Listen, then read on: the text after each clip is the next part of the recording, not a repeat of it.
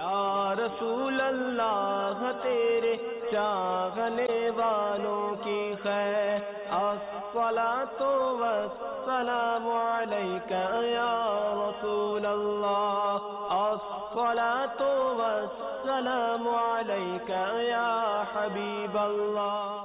الحمدللہ رب العالمین والصلاۃ والسلام علی سید المرسلین. اما بعد فاعوذ باللہ من الشیطان الرجیم. بسم اللہ الرحمن الرحیم. الصلاۃ والسلام علیک یا رسول اللہ صلاۃ السلام علیک وعلی آلک واصحابک یا حبیب اللہ. الصلاۃ والسلام علیک یا نبی اللہ وعلی آلک واصحابک یا نور اللہ.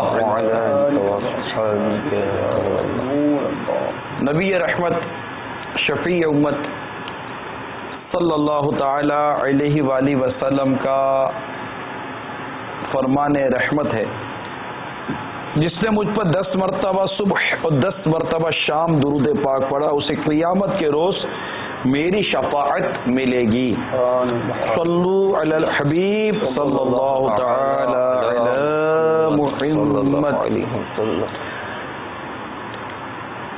مساجد اور نمازی یعنی مسجد اور نمازی، یہ ہمارا پچھلے ہفتے سلسلہ چلا اور اس میں کافی سوالات رہ گئے تھے. ہمارے ناظرین کے سوالات بھی باقی تھے، تو ان سوالات کے جوابات بھی اس سلسلے میں ہم نے بیان کرنے تھے، اور دیگر بھی مسجد کے حوالے سے اور نمازیوں کے حوالے سے کافی سارے مدنی پھول ہمارے رہ گئے.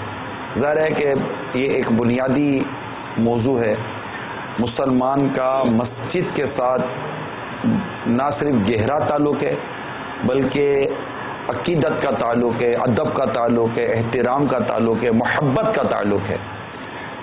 بہت ہی منفرد اور نمایاں تعلق ہے مسجد کا ایک مسلمان سے. اگرچہ وہ نمازی بھی نہ ہو، لیکن کہہ سکتے ہیں کہ آج بھی مسلمان کے دل میں مسجد کی عظمت و محبت باقی ہے. ایک عام آدمی جو بالکل نماز ایک وقت کی بھی نہیں پڑھتا ہوگا، لیکن اس کے دل میں بھی اتنی عظمت آپ دیکھتے ہوگے.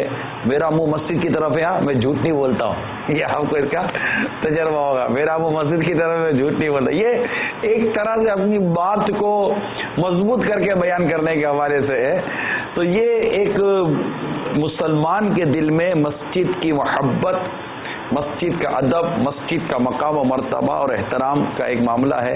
اور یہ کیسے ہو سکتا ہے کہ اتنا اہم کام کہ نبی رحمت شفیع امت صلی اللہ تعالی علیہ وآلہ وسلم جب مدینہ منورہ تشریف لاتے ہیں تو سب سے پہلے آپ ایک مسجد کی تعمیر کی ترکیب فرماتے، جسے آج مسجد قباء کے نام سے جانا پہچانا جا. وہ مسجد قباء ہی تھی اس وقت بھی، اور اس کی فضیلت، اس کی اہمیت ماشاء اللہ عز و جل. تو اس کی ایک اپنا مقام، اپنا مرتبہ ہے. سلسلہ کہ اول تاخیر شریک رہنے کی نیت کر لیجئے کہ اللہ کی رضا کے لیے اول تاخیر یہ مدنی مکالمہ دیکھیں گے، اور حسب موقع عز و جل صلی اللہ تعالی علیہ وآلہ وسلم رضی اللہ تعالی عنہ رحمت اللہ تعالی علیہ کہیں گے. اہم مدنی پھول لکھ لیں گے. دیکھیے، یہ نہیں ہو سکتا کہ مسجد کا معاملہ ہو اور اسلامی بہنیں کہیں گے ہم نے تو مسجد میں جانا نہیں ہے، ہمارا مسجد سے کیا تعلق. ایسا نہیں ہے. آپ اپنے بچوں کو مسجد ہی میں بھیجتی ہیں. ابھی رمضان المبارک کی آمد ہے، آپ فوراً بولے اس کو بھی لے جاؤ، اس کو بھی لے جاؤ نماز کے لیے، اس کو بھی لے جاؤ. کیوں؟ بچہ نماز پڑھے مسجد میں، یا آپ پیچھے کام نپٹا لو. ابھی شب برات آنے والی ہے، شب برات آنے والی ہے. اللہ تعالی ہمیں خیر و عافیت کے ساتھ، سلامتی کے ساتھ اس نجات والی رات سے ملا دے. تو اس میں بھی ایک مسجد میں بچوں کی تعداد آ جاتی ہے. تو گھر میں اسلامی بہنوں کی بھی سوچ بنی ہوئی ہونی چاہیے کہ مسجد کا ادب، مسجد کا احترام کتنا عظمت والا ہے. ویسے بھی ماں باپ کو تربیت کرنی ہوتی ہے بچپن سے ہی بچوں کی. تو والدین کو پتہ ہونا چاہیے کہ مسجد کے آداب کیا ہیں، مسجد کا احترام کیا ہے. کون سا کام مسجد میں کرنا جائز ہے، خیر ثواب ہے، اور کون سا کام مسجد میں کرنا ناجائز ہے اور گناہ کا ذریعہ بن سکتا ہے۔ تو ہر ایک نیت کرے کہ اول تاخیر سلسلے میں شریک رہوں گا، اور اول تاخیر موبائل فون کا استعمال نہ کرنے کی بھی نیت کر لیجئے۔ نیز یہ کہ میں بھی نیت کرتا ہوں الہی کلمۃ الحق، یعنی اللہ تعالیٰ کا کلمہ بلند کروں گا۔ بلغ عنی ولو آیا، پہنچا دو میری طرف سے اگرچہ ایک ہی آیت ہو۔ الدین نصیحہ، دین خیر خائی کا نام ہے، اور خیر الناس من ينفع الناس، تم میں سے بہتر وہ ہے دوسروں کو نفع پہنچائے۔ ان ارشادات سے حقیقت بنیاد کی پیروی کرنے کی بھی نیت کرتا ہوں۔ صلو علی الحبیب صلی اللہ تعالی علی محمد۔ مسجد کی اہمیت کے اس معاملے میں ہمارا دین، ہمارا اسلام جو ہماری رہنمائی فرماتا ہے، آپ صرف اس کے عنوانات پر غور کریں کہ سیدنا حسن بصری رضی اللہ تعالی عنہ سے روایت نبی رحمت شفیع امت صلی اللہ تعالی علیہ وآلہ وسلم کا فرمان ذیشان ہے، لوگوں پر ایک زمانہ ایسا آئے گا کہ مساجد میں دنیا کی باتیں ہوں گی۔ غیب بتانے والے آقا نے خبر دی ہے، اور کتنی سچی خبر دی، اور ان کی ہر خبر سچی ہے۔ فرماتے ہیں لوگوں پر ایک زمانہ ایسا آئے گا کہ مساجد میں دنیا کی باتیں ہوں گی، تم ان کے ساتھ مت بیٹھو کہ ان کو اللہ عز و جل سے کچھ کام نہیں۔ ایک حدیث، دوسری حدیث سنیے۔ حضرت سیدنا ابو ہریرہ رضی اللہ تعالی عنہ سے روایت ہے کہ سرکار مدینہ راحت قلب و سینہ صلی اللہ تعالی علیہ وآلہ وسلم فرماتے ہیں جو کسی کو مسجد میں با آواز بلند گم شدہ چیز ڈھونڈتے سنے تو وہ کہیں اللہ عز و جل وہ گم شدہ سے تجھے نہ ملائے، کیونکہ مسجدیں اس کام کے لیے نہیں بنائی گئیں۔ مساجد بنانے کے مقاصد بیان ہوئے ہیں، مساجد میں کیا کرنا ہے کیا نہیں کرنا اس کی صراحت موجود ہے۔ نیز ام المؤمنین سیدتنا عائشہ صدیقہ رضی اللہ تعالی عنہا روایت فرماتی ہیں کہ نبی رحمت شفیع امت صلی اللہ تعالی علیہ وآلہ وسلم نے محلوں میں مسجدیں بنانے کا حکم دیا، اور یہ کہ وہ صاف اور خوشبودار رکھی جائے۔ تو یہ تین مختلف روایتیں اس وقت میرے سامنے فیضان سنت ہے، امیر اہل سنت کی زبردست تصنیف ہے۔ اسی فیضان سنت کے اندر ایک چیپٹر ہے، باب ہے فیضان رمضان، اور فیضان رمضان ہی میں فیضان اعتکاف ہے، دونوں کا پور بہار موسم آنے والا ہے۔ تو اس سے یہ روایتیں بڑھ کر میں نے آپ کو بیان کی ہیں، اور بہت سارے اس میں مساجد کے حوالے سے عنوان موجود ہیں۔ عرض کرنے کا مقصد یہ ہے مدنی چینل کے ناظرین کہ مساجد میں دنیا کی بات کرنے کی ممانعت آئی، گمشدہ چیز کھو جانے کے حوالے سے ارشاد آپ نے سنا، ساتھ ہی ساتھ محلے میں مسجدیں بنانے کا ارشاد فرمایا گیا، اور یہ کہ مساجد کو صاف ستھرا رکھیں اور مساجد کو خوشبودار رکھیے۔ تو یہ ہماری ذمہ داریاں ہیں جو ہمیں حدیثوں میں ارشادات عطا کیے گئے، یہ ہماری ذمہ داریاں ہیں۔ ہم اپنے سلسلے کو مزید آگے بڑھاتے ہیں، ہمارے اسلامی بھائی بھی مساجد کے حوالے سے کچھ نہ کچھ اب تیاریاں کر کر آئیں۔ آپ کیا فرماتے ہیں مساجد اور نمازی کے حوالے سے؟ صاحب جیسا آپ نے فرمایا کہ جو مسجد نہیں آتا وہ شاید زیادہ احترام کرتا ہے۔ میں نے یہ نہیں کہا کہ وہ شاید زیادہ احترام کرتا ہے، وہ بھی احترام کرتا ہے۔ تو حقیقت یہی ہے، ایسا ہی نظر آتا ہے ہمیں بھی کہ جو مساجد میں نہیں آتے، اگرچہ ان کا نہ آنا تو غلط ہے، لیکن وہ مسجد کے آداب و تعظیم کے اعتبار سے ان لوگوں پہ بعض اوقات سبقت لے جاتے ہوئے محسوس ہوتے ہیں کہ جو مساجد میں جن کی آمد و رفت رہتی ہے، آنا جانا رہتا ہے۔ اور اس کی وجہ یہ سمجھ میں آتی ہے کہ جب انسان کسی چیز سے یوز ٹو ہو جاتا ہے، مانوس ہو جاتا ہے، تو پھر شاید اس کا وہ پہلے جیسا ادب اور تعظیم اس کو باقی رکھنا شاید اس کے لیے مشکل ہوتا ہے، وہ احساس اس کا دبتا چلا جاتا ہے. تو مساجد میں بھی جو زیادہ تر معاملات ہوتے ہیں وہ انہی نمازی اسلامی بھائیوں ہی کے تحت ہوتے ہیں جن کی آمد و رفت زیادہ ہوتی ہے. ان کو زیادہ ادب و احترام کرنا چاہیے، ان کو کرنا تو عبادت کرنے کے لیے آ رہے ہیں، اور مسجد چونکہ عبادت کی ایک جگہ ہے.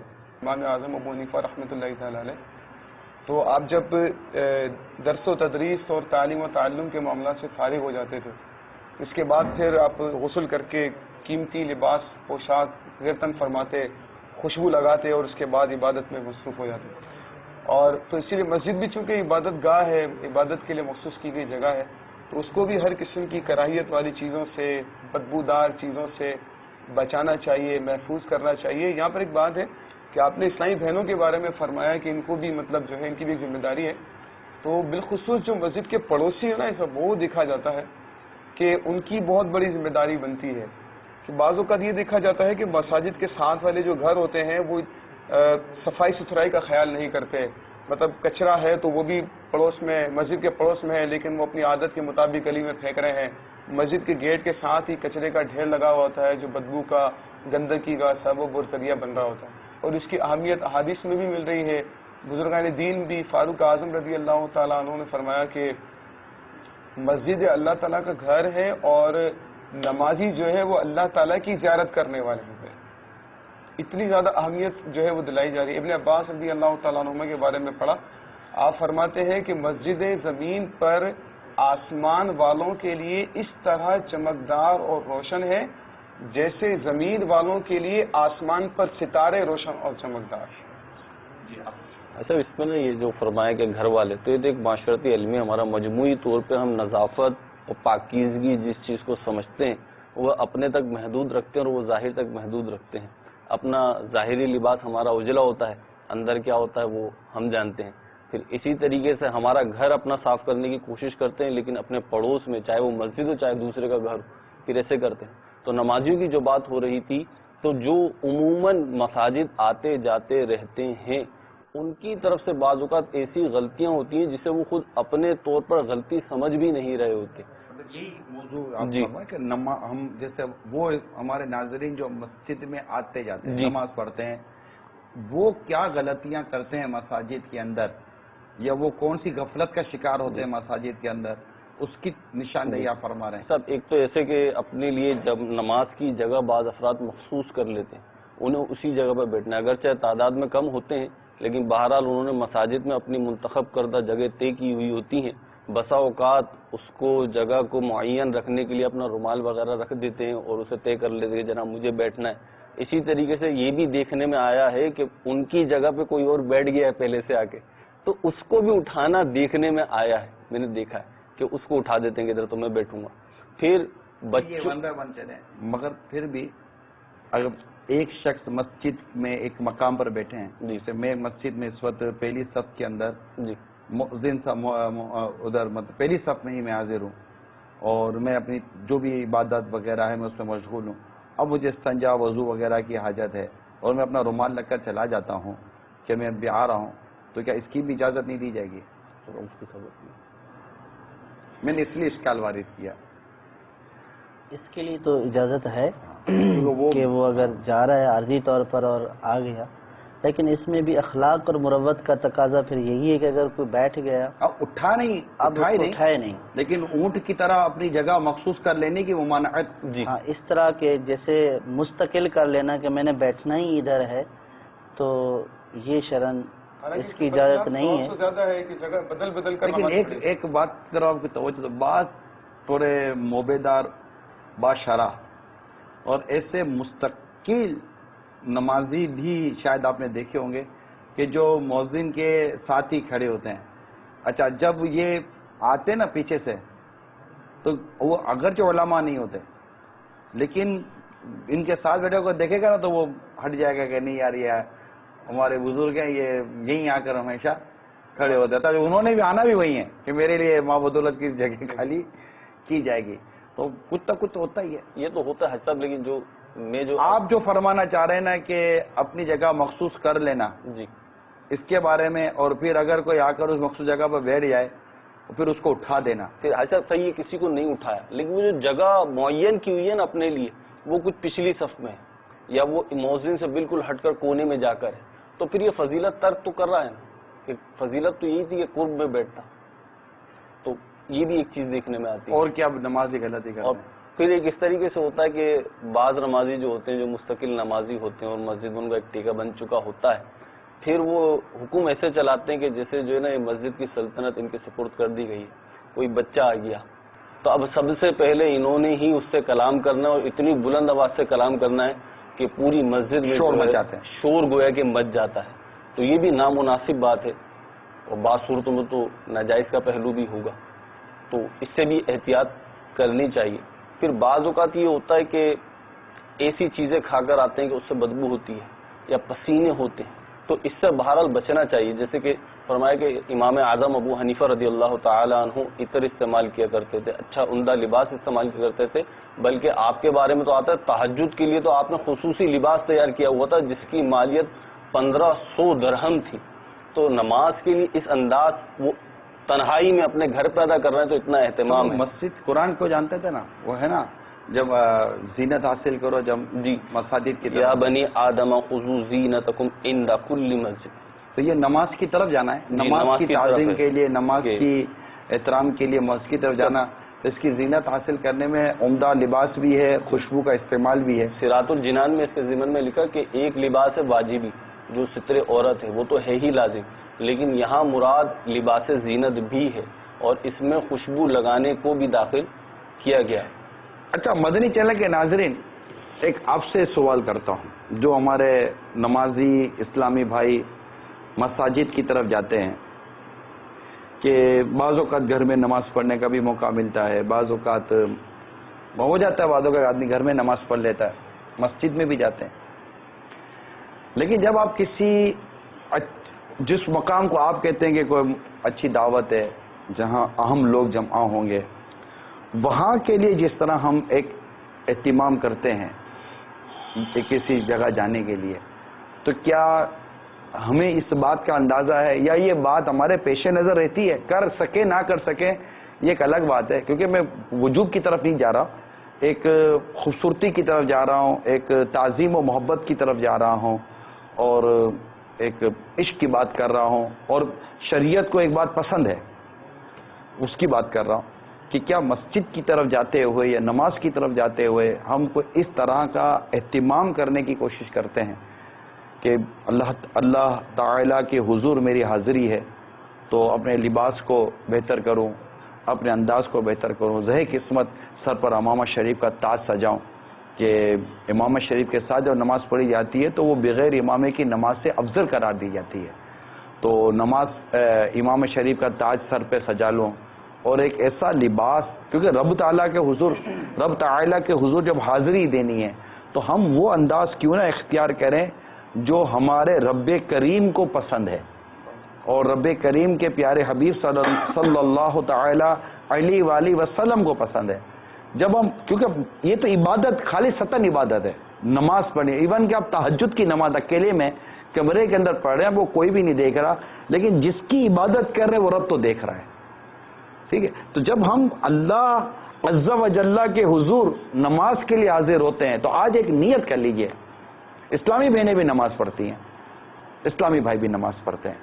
ایک نیت کر لیجئے کہ نماز کے لیے ایک جیسے کہ اہتمام کریں. اسلامی بہنیں اپنی شریعت کے دائرے میں اہتمام کریں اور اسلامی بھائی اپنے جو شرعی تقاضے ہیں اس کے مطابق اہتمام کریں اور جتنا ہو سکے اس انداز پر رب کے حضور حاضر ہوں جو انداز اس رب کو پسند ہے جس رب کی نماز پڑھنے کے لیے ہم حاضر ہوئے. یہ ایک مطلب بالکل دو چار والی بات ہے کہ آدمی جہاں جا رہا ہوتا ہے وہاں کا تو یار یہاں لباس کیسا ہونا چاہیے، ہوتا ہے لباس کیسا ہونا ہے. جیسے آپ کسی کی میت میں جاتے ہیں تو آپ کا لباس بدل جاتا ہے، آپ کسی مذہبی شخص سے ملنے جاتے ہیں آپ کا لباس بدل جاتا ہے، جب آپ کسی دعوت یا شادی میں جاتا تو آپ کا لباس بدل جاتا ہے. آپ دیکھتے ہیں کہ میں جا کر رہا ہوں وہ لوگ کون ہوں گے. اللہ تبارک و تعالیٰ کے حضور جب ہم حاضر دینے جا رہے ہیں خاص نماز کے، اللہ تو دیکھ ہی رہا ہے، ہم جہاں ہیں جس حال میں بھی اللہ تعالیٰ ہمیں دیکھ رہا ہے. ایک خاص اللہ تعالیٰ کی فرما برداری کے لیے، اس کے حکم کی بجا آوری کے لیے نماز ادا کر رہے ہیں ثواب حاصل کرنے کے لیے، تو کیا یہ نیت نہیں کر سکتے کہ ہم نماز کے لیے خصوصیت کے ساتھ اہتمام کریں گے؟ ایک عطر کی بوتل خاص ایک ایسی جگہ پر رکھیں کہ جہاں آپ نے نماز ادا کرنی ہے. ایک عطر کی بوتل ہو سکے عمدہ عطر، آپ کی جو حسب حیثیت حسب استطاعت ایک خوشبو کی بوتل جیب میں رکھ لیجئے. جب مسجد کے اندر داخل ہو رہے ہیں تو خوشبو تھوڑی آپ نے مل لی، کپڑوں پر مل لی، اور پھر مسجد میں داخل ہوں، ایک اہتمام کے ساتھ داخل ہوں. کیا امید کروں کہ مدنی چینل کے ناظرین جو کچھ اس وقت دیکھ یا سن رہے ہیں یہ اس ادب اور احترام کو بجا لانے کی کوشش کریں گے، مسجد میں جاتے وقت بالخصوص، اور گھر میں بھی.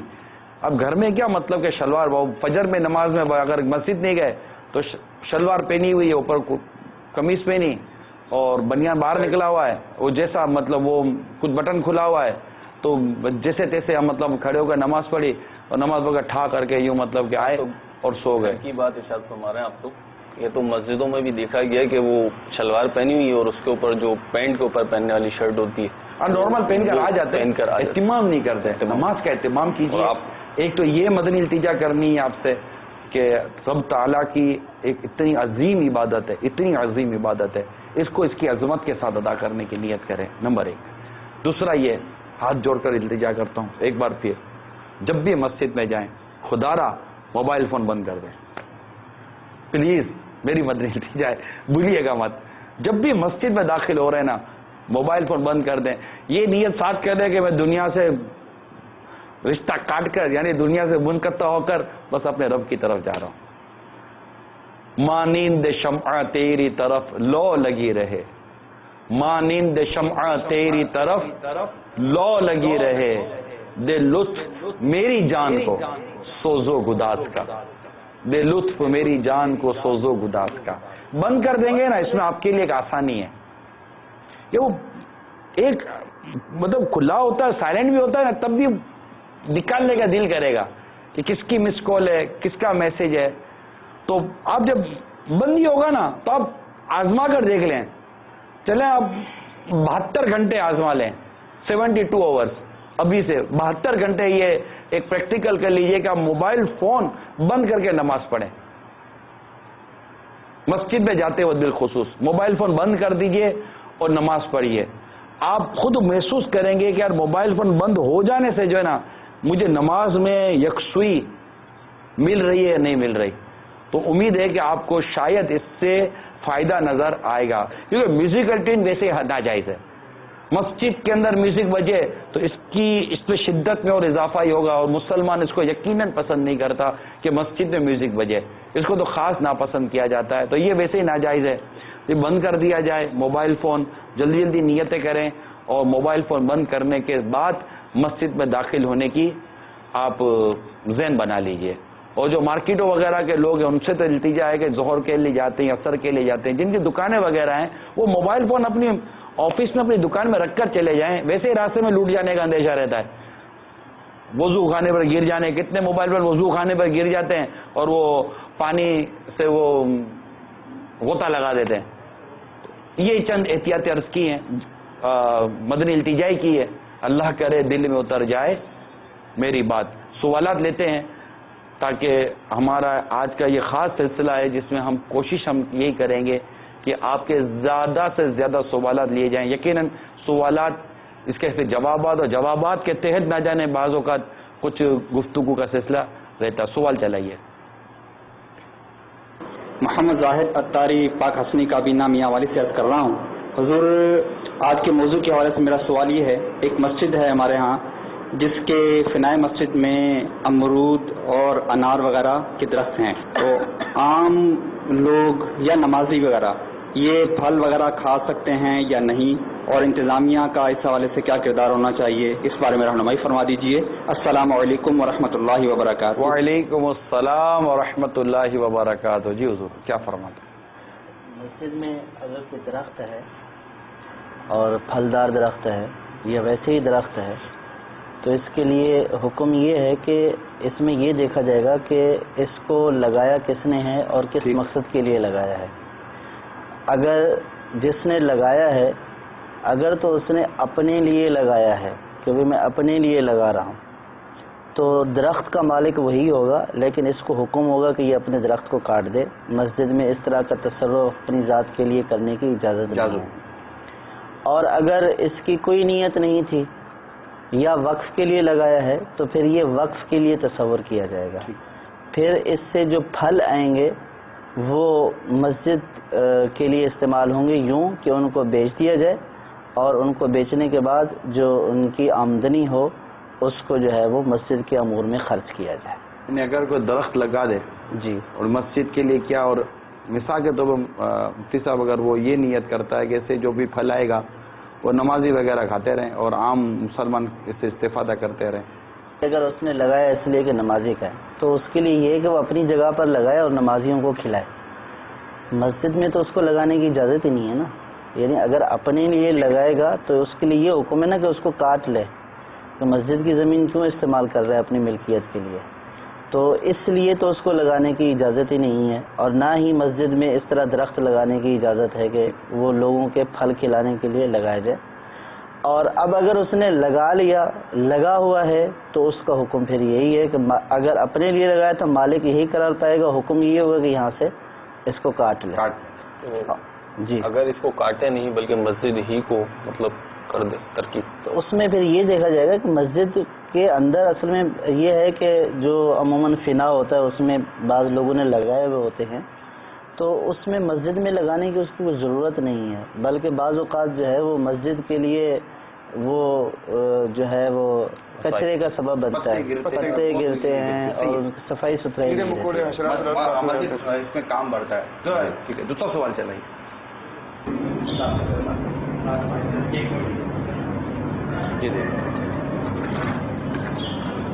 السلام علیکم ورحمۃ اللہ وبرکاتہ.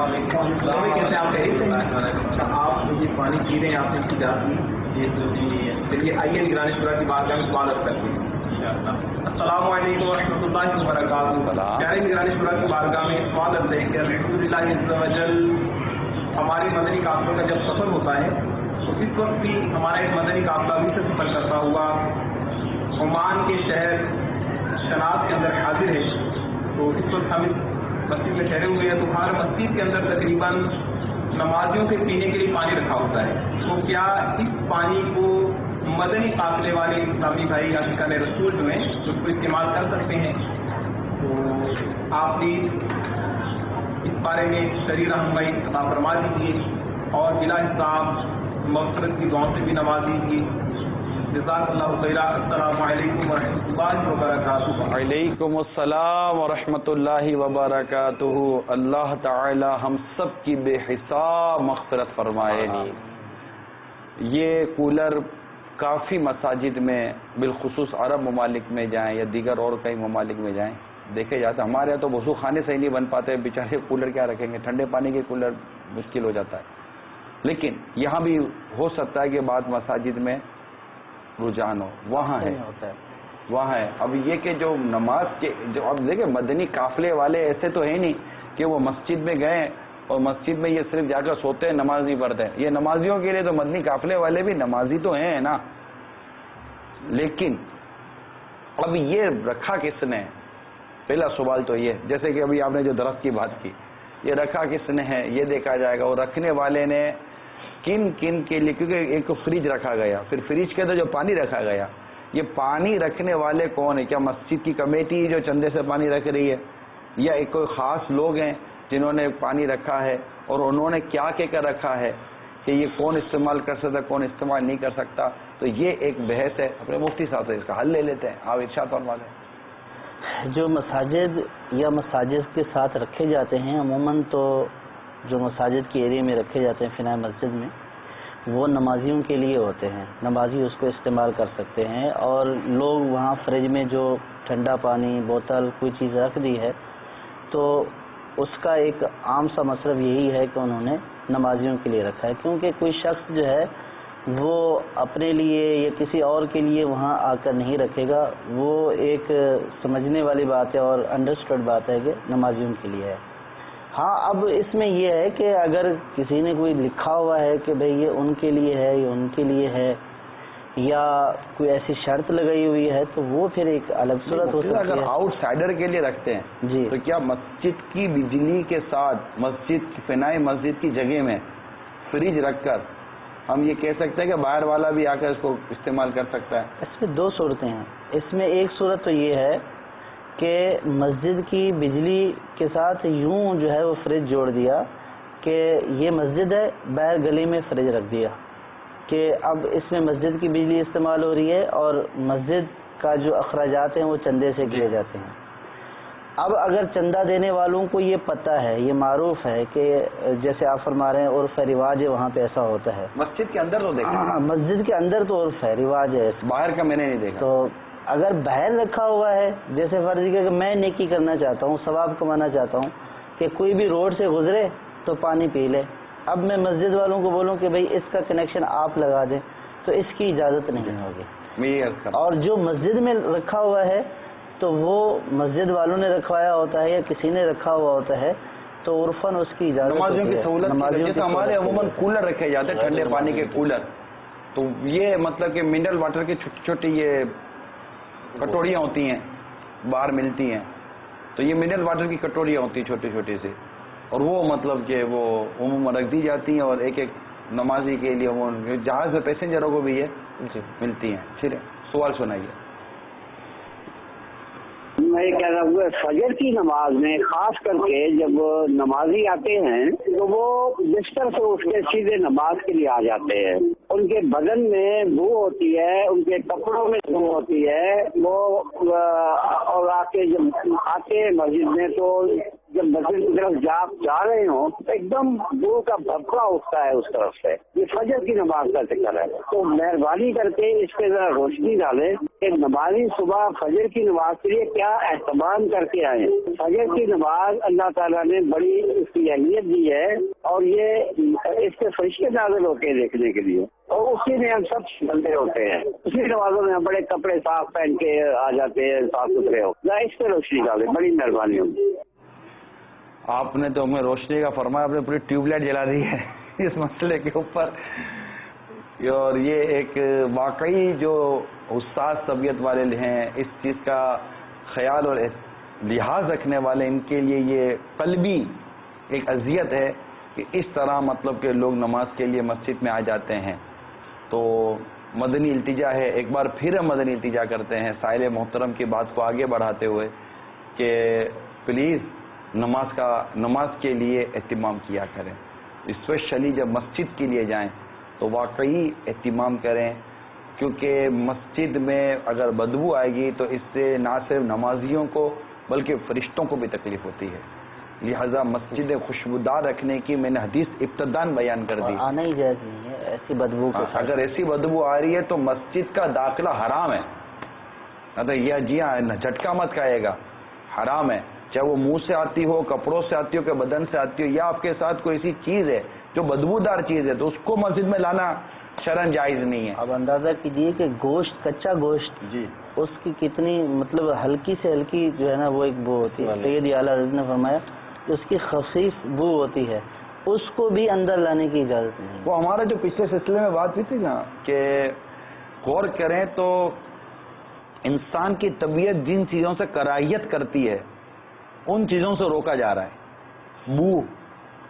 بو کا خارج ہونا، بدن سے نکلنا، منہ سے نکلنا، آدمی فطری طور پر بو کو پسند نہیں کرتا، بدبو کو پسند نہیں کرتا.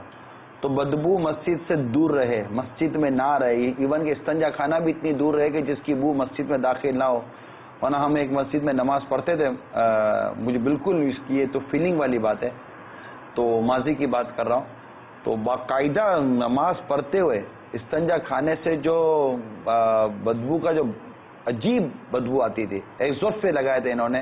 لیکن ہونا یہ چاہیے تھا کہ مسجد کے اندر سے دروازے بند کر کے دیوار چنا دی جاتی کہ یہ بدبو مسجد کے اندر آنے کا کوئی راستہ ہی نہیں ہوتا، باہر سے کوئی راستہ ان کا بنا دیا جاتا.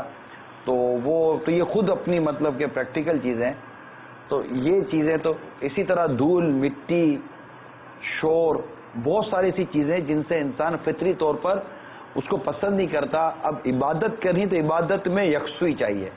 یکسوئی میں شور ہوگا تو یکسوئی نہیں آئے گی, بدبو ہوگی تو کہاں سے یکسوئی آئے گی, اس طرح کے مطلب کہ عجیب و غریب قسم کا ماحول ہوگا, صاف صفائی ستھرائی نہیں ہوگی تو کیسے یکسوئی آئے گی. تو اللہ تعالی کی رحمت پہ قربان کہ مسجد کا اتنا پیارا نظام اور نظام میں بھی اتنے پیارے پیارے احکام ہمیں شریعت مطہرہ نے عطا فرمائے. تو اللہ کرے کہ مسلمان مسجد کی اہمیت کو, اس کی قدر و منزلت کو اور اس کے تقاضوں کو, جو اس کی صفائی ستھرائی اور اس کی نظافت کے تقاضے ہیں, اس کو پورے کرنے کی اللہ ہم سب کو توفیق عطا فرمائے. کمیٹی کو بالخصوص دوبارہ عرض کر دوں, کمیٹی مالک نہیں ہے.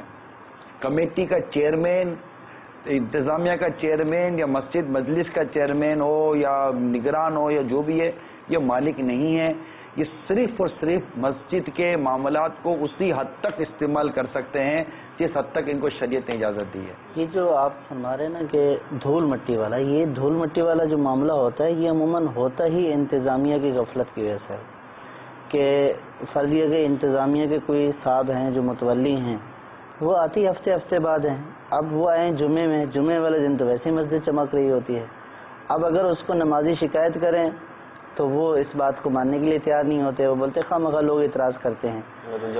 اب جو جب ہی آتے ہیں صاف ہوتی ہے. اور پھر اس میں جو سب سے زیادہ کوتاہی والا معاملہ ہوتا ہے, یعنی وہ جو خادم حضرات ہوتے ہیں, ساری دنیا کو مٹی نظر آ رہی ہوتی ہے, خادم کو مٹی نظر نہیں آ رہی ہوتی ہے.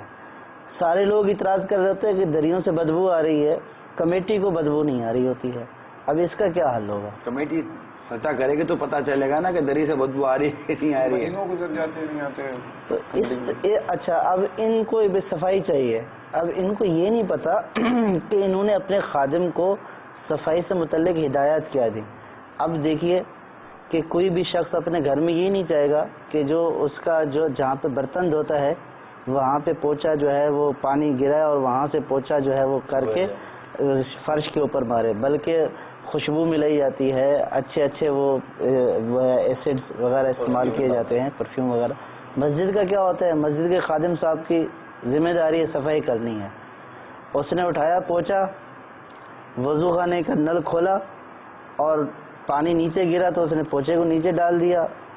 وہ جس وضو خانے میں لوگ جو ہے وہ تھوکے پھینک رہے ہیں, وضو کر رہے ہیں, وہ اسی میں جو ہے نا وہ پوچھے کو یوں کر کے اس کو مسجد عین مسجد میں آ کر جو ہے وہ کر رہا ہے.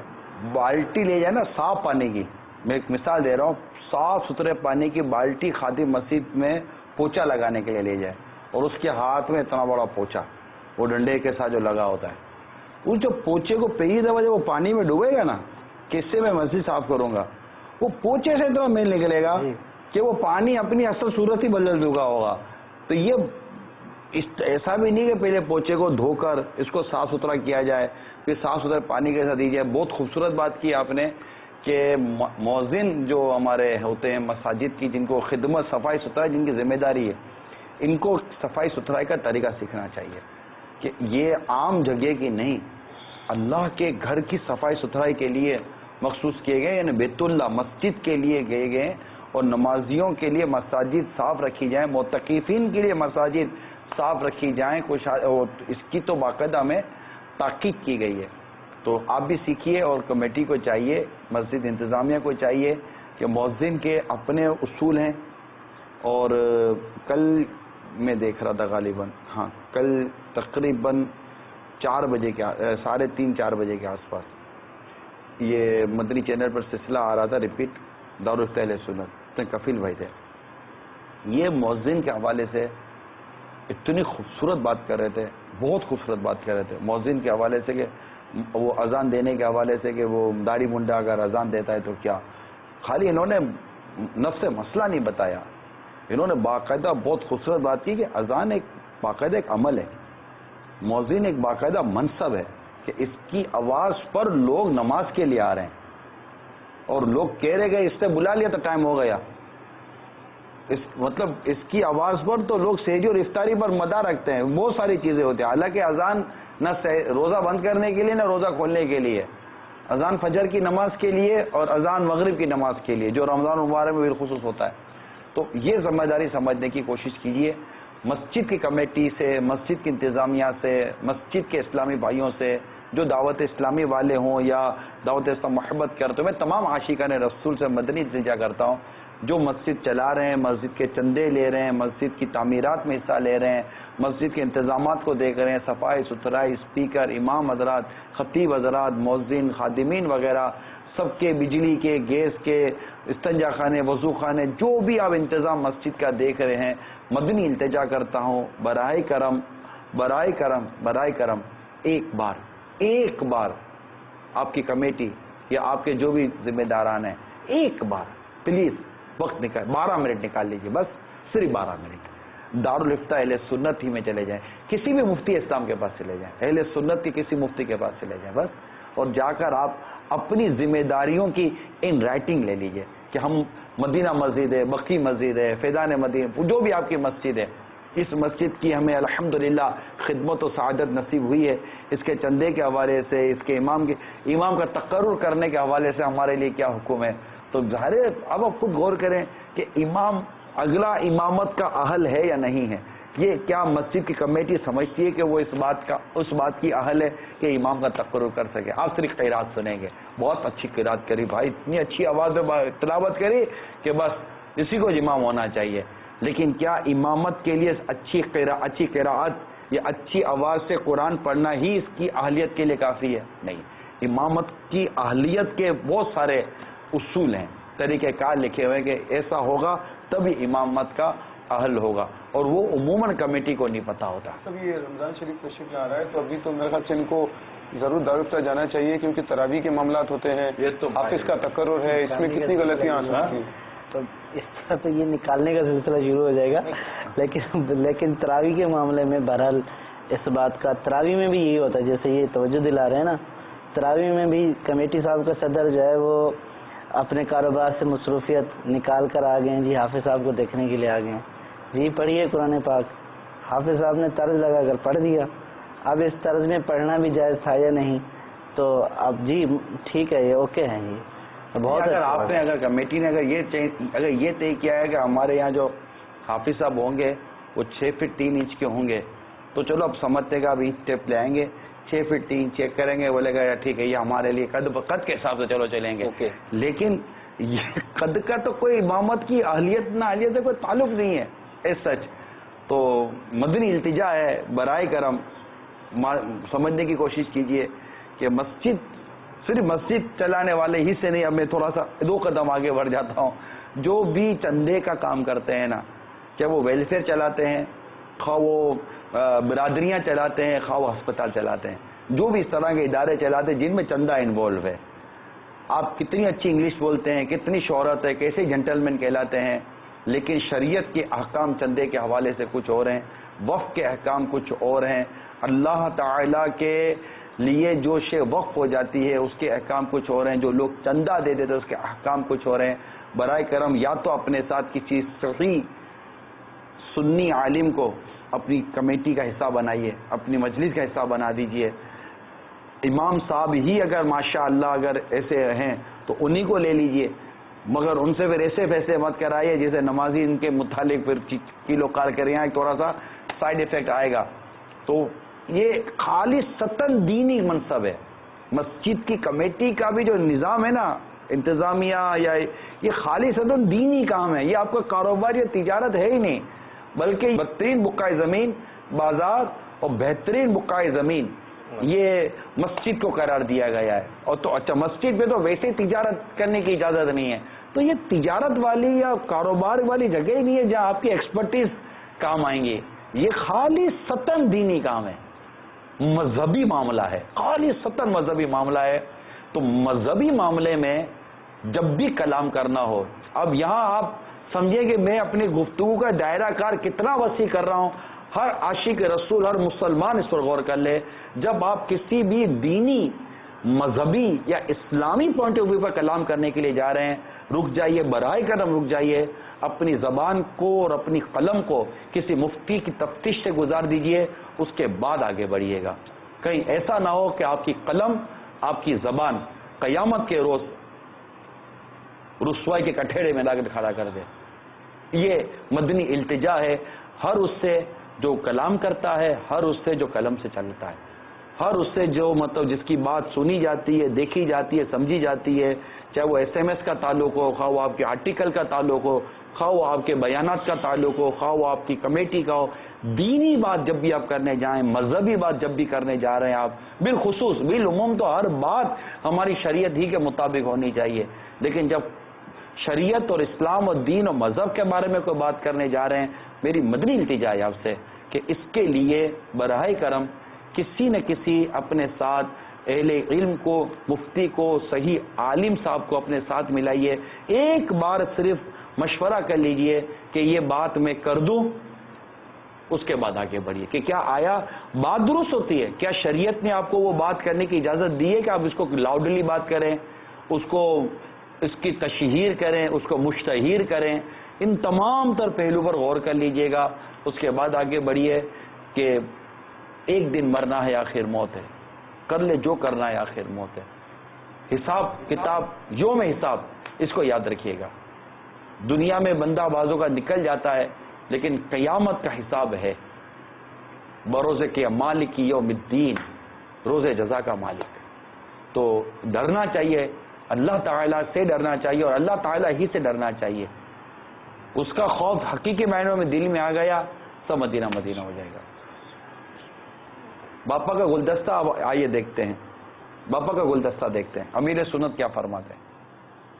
مسجد میں جو کچرا دیکھے تو کیا خادم کا انتظار کرے؟ نہیں، ہر ایک کے لیے یہ ہے کہ مسجد کی صفائی کرے.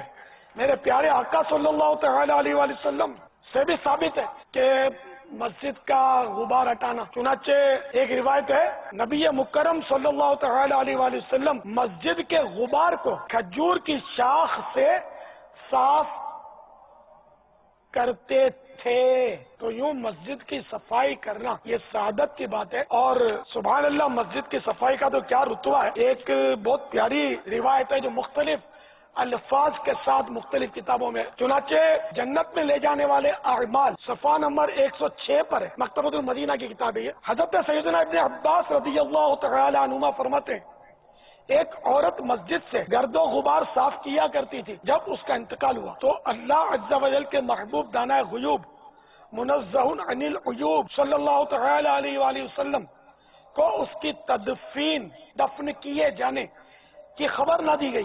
آپ صلی اللہ تعالی علیہ وآلہ وسلم نے ارشاد فرمایا، جب تم میں سے کسی کا انتقال ہو تو مجھے خبر دے دیا کرو. پھر آپ صلی اللہ تعالی علیہ وآلہ وسلم نے اس عورت کی نماز جنازہ ادا فرمائی اور فرمایا، میں اسے مسجد سے گرد و غبار صاف کرنے کی وجہ سے جنت میں دیکھ رہا ہوں. اب مسجد میں جب کچرا دیکھیں تو خادم کا انتظار کیے بغیر خود ہی صفائی فرما لے. بلکہ خادم صفائی کر رہا ہو نا، کبھی کبھی حصول برکت کے لیے، ثواب کے لیے اس سے ریکویسٹ کر کے، درخواست کر کے اس سے جھاڑو لے لیں. آج تو میں مسجد کا گرد و غبار صاف کروں گا، میں جھاڑو لگا، انشاءاللہ اس کا بھی اجر ملے گا. ایسا کرنا چاہیے، اس سے خادم کے دل میں بھی آپ کی محبت پیدا ہوگی. یہ مبلغین تو خاص کر کیا کریں، مدنی قافلے والوں کو تو خاص کر یہ برسوں پہلے دے دیا گیا طریقہ کار لکھ کر کہ مسجد کو صاف ستھری کر کے جاتے ہوئے وضو خانہ، استنجا خانہ وغیرہ سب دھو دھا کے جانا ہے. مسجد میں معتکفین کو تو ہر سال ترغیب دی جاتی ہے کہ اپنے جیب میں ایک شاپر، چھوٹی سی پلاسٹک کی تھیلی رکھا کریں اور کچرا وغیرہ جو بھی ہے وہ اٹھا کر اس میں ڈال لیا کر، جیب میں رکھے. بال جھڑ جاتے ہیں، اپنے بال نکل آئے، کسی کے بالوں کا گچھا گشت کر رہا ہے اس کو پکڑ لیا، اسی طرح کوئی اور کسی نے کچرا ڈال دیا تو وہ اٹھا لیا، یہ سب شاپر میں جمع کرتے رہے. بابا یہ حاجی امین بتا رہے ہیں، آپ کی انشاءاللہ دل جوئی بھی ہوگی، آپ کو خوشی بھی ملے گی. ان کو ساؤتھ کوریا میں ایک اسلامی بھائی ملے حاجی امین کو، انہوں نے داڑھی شریف چہرے پر سجائی ہوئی تھی. بتاتے ہیں کہ میں نے امیر سنت کی اس طرح مسجد سے کچرا اٹھا کر تھیلی میں ڈالنے کی عادت دیکھ کر میں متاثر ہوا اور میں نے چہرے پر ایک مٹھی داڑھی سجا لی. سبحان اللہ، سبحان اللہ. پلاسٹک کی تھیلی کی مدنی بار دیکھو، یہ دیوانے نے شاپر دکھائی، یہ سارا سال شاید رکھتے ہوں گے. ماشاء اللہ امیر سنت جو مدنی پھول عطا فرما رہے ہیں، یہ دنیا بھر کے جتنے بھی اسلامی بھائی، اسپیشلی اگر مساجد کے امام اگر سن رہے ہیں، مسجد کی کمیٹی والے سن رہے ہیں، یا جن کی چلتی ہے وہ اگر سن رہے ہیں، اگر وہ اس طرح کی ترغیبات کا سلسلہ جاری رکھیں تو مساجد کے کونوں میں اتنے بال اور اتنا کچرا پڑا ہوا ہوتا ہے، یہ دیکھیں صفائی ستھرائی کا نظام میں سمجھتا ہوں مسجد کا بہتر ہو جائے گا۔ نہیں، اگر امام صاحب جھاڑو پکڑ لینا، مدینہ ہو جائے سچی، تو امام صاحبان رکھا کریں گے نا تو مقتدیوں کو ترغیب ہوگی انشاءاللہ۔ تو امام صاحب جو ہے نا وہ جھاڑو پکڑ لیں، مسجد کے خادم سے لے لیں کہ آج تو میں جھاڑو نکالوں گا۔ اب شرمانا کس بات کا؟ میرے آقا نے کھجور کی شاخ سے مسجد میں گرد و غبار نکالا ہے، یہ دونوں امام صاحبان نے ہاتھ اٹھا لیے۔ سبحان اللہ۔ واہ، شرمانے کی ضرورت نہیں، حدیث شریف یاد کر لیں، کوئی اگر چھیڑے نا امام صاحب کا اس میں وقار خراب ہوتا ہے۔ تو امام الانبیاء کی پیروی کر رہا ہوں میں، ان سے ثابت ہے۔ ہم مسجد کے جھاڑو نکال رہے ہیں، کہاں روڈ کی جھاڑو نکالنی ہے؟ مقتدی کو بھی اجازت ہے؟ یہ ہمارے مقتدی کو اجازت ہاتھ اٹھائیں، خادموں کے مزے ہو جائیں گے یار، پھر تو درس فیضان سنت کے لیے خادم صاحب کہیے نا، ضرورت لا کے رکھ دے گا کہ یار یہ مولانا وہ رکھے دعوت اسلامی والے۔ اب سارے یو کے والے بھی ہاتھ اٹھا رہے ہیں۔ ماشاء اللہ، سارے مقتدی بھی نکالیں گے انشاءاللہ۔ الحمدللہ میں نے تو مسجد نبوی میں جو جھاڑو پکڑ کے نکالتے ہیں نا، وہ رات کو وہ ترکیب ہوتی ہے ان کی، تو سورس لگا کر ایک بار ان سے جھاڑو لے کر کچھ دیر تک میں نے بھی یہ سعادت حاصل کی تھی۔ اسی طرح وہ سرکار مفتی اعظم کا شعر، خدا خیر سے لائے وہ دن بھی نوری، مدینے کی گلیاں بہارا کروں، اللہ وہ دن خیر سے لائے کہ میں مدینے کی گلیوں میں جھاڑو لگاؤں۔ سرکار مفتی اعظم جیسا ولی کامل یہ آرزو بیان۔ خدا خیر سے لائے وہ دن بھی نوری، مدینے کی گلیاں بوارا کروں میں، مدینے کی گلیاں بوارا کروں میں۔ واہ واہ، کاش کاش شب برات آنے والی ہے، ہمارے بھی لکھ لیا جائے، اس سال حج پہ جائے گا، چلے گا باپا کے ساتھ۔ مسجد و فنائے مسجد کے آداب۔ مسجد و فنائے مسجد کی کوئی چیز استعمال کرنے کے لیے گھر نہیں لے جا سکتے، جیسا کہ پچھلے سلسلے میں بھی آپ کو کچھ اس معاملے میں مدنی پھول دیے تھے۔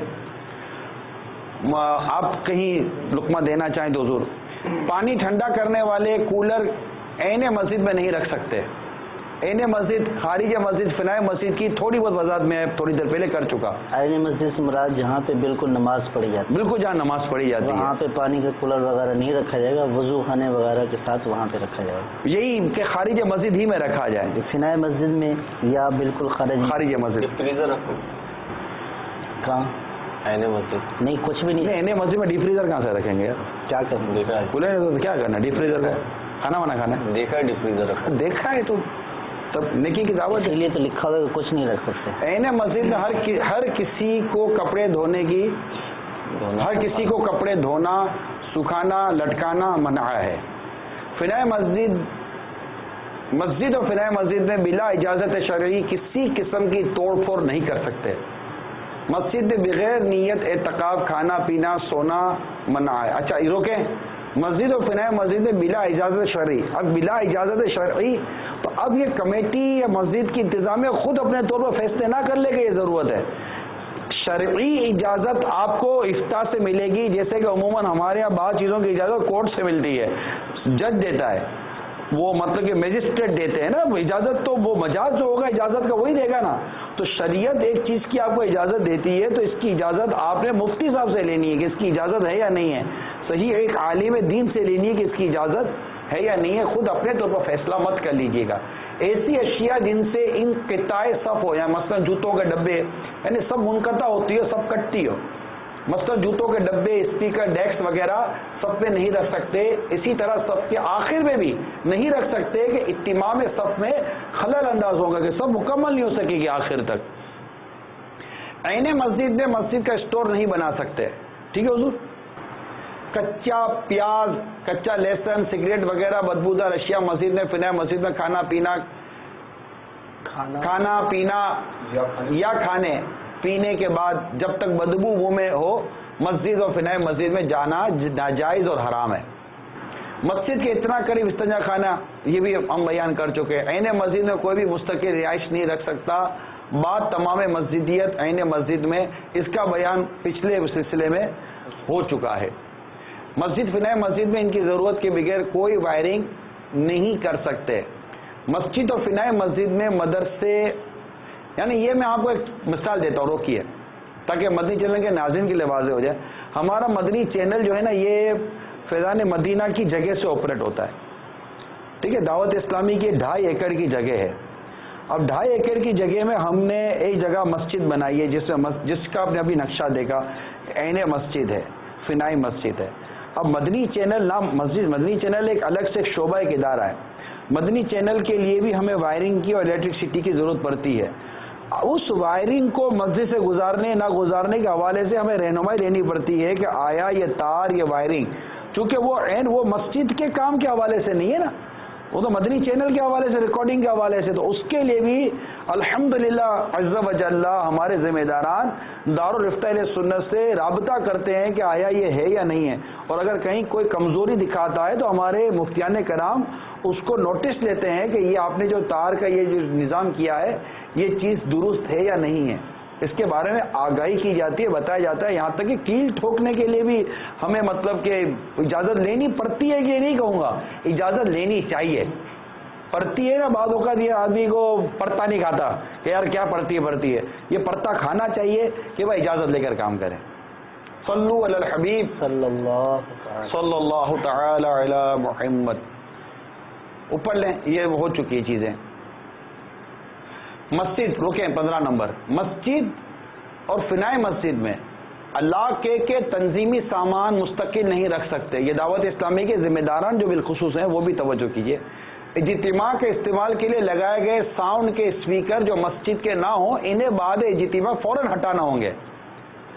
جیسے اس وقت شب بارات کے اجتماع ہیں تو بعض اوقات مسجد کے اندر مسجد کے اسپیکر کافی نہیں ہوتے تو ہم باہر جگہ استظام اگر کرتے ہیں تو وہ اگر ایک اجتماع کے لیے آپ نے کر لیے، لیکن اجتماع ختم ہونے کے بعد اب ان کو وہاں سے ہٹا دیجئے، اس کو مستقل نہیں رہنے دیں گے، کیونکہ وہ مسجد کے اسپیکر نہیں ہے، وہ اجتماع کے اسپیکر تھے۔ مفتی صاحب یہی ہے جی، ٹھیک ہے۔ اجتماع کے چاہیے ہو گیا۔ نمبر 17، مسجد اور فنائے مسجد کو بدبو سے بچانا واجب ہے۔ دنیا کی مباح باتیں بلا ضرورت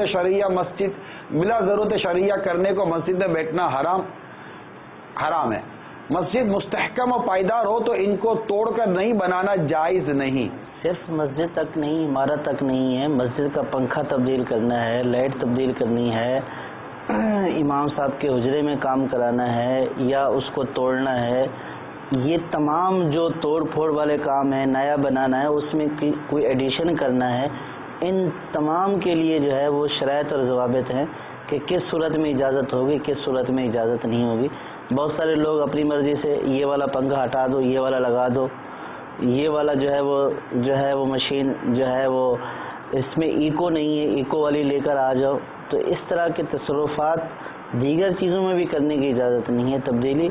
اور یہ تو ایک زیادہ ہے کہ بھئی مسجد میں اب یہ والا ٹائل لگا دو، یہ والا جو ہے وہ کھڑکی لگا دو، یہ والے دروازے لگا دو، تو پہلے اس بات کی رہنمائی لینا ضروری ہوگی کہ جو پہلے سے لگے ہوئے ہیں ان کو ہم اکھیڑ کر اس کی جگہ پر نئے لگا سکتے بھی ہیں یا نہیں۔ چندے کی مل سارا چندے کا کام ہے جی، ماشاء اللہ۔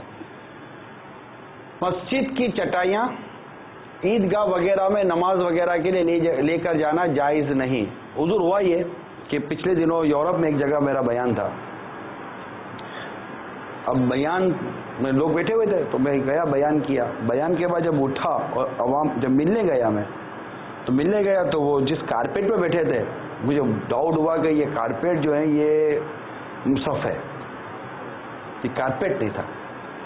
تو وہی جو بعض کرتے درتے تھے وہی عام آدمی، تو میرا بھی شہر میں پہلی حاضری تھی، تو انہوں نے کہا ہاں یہ فلاں مسجد سے ہم اجتماع کے لیے خاص لے کر آئے ہیں۔ بھائی کیوں خاص لے کر آئے ہو آپ؟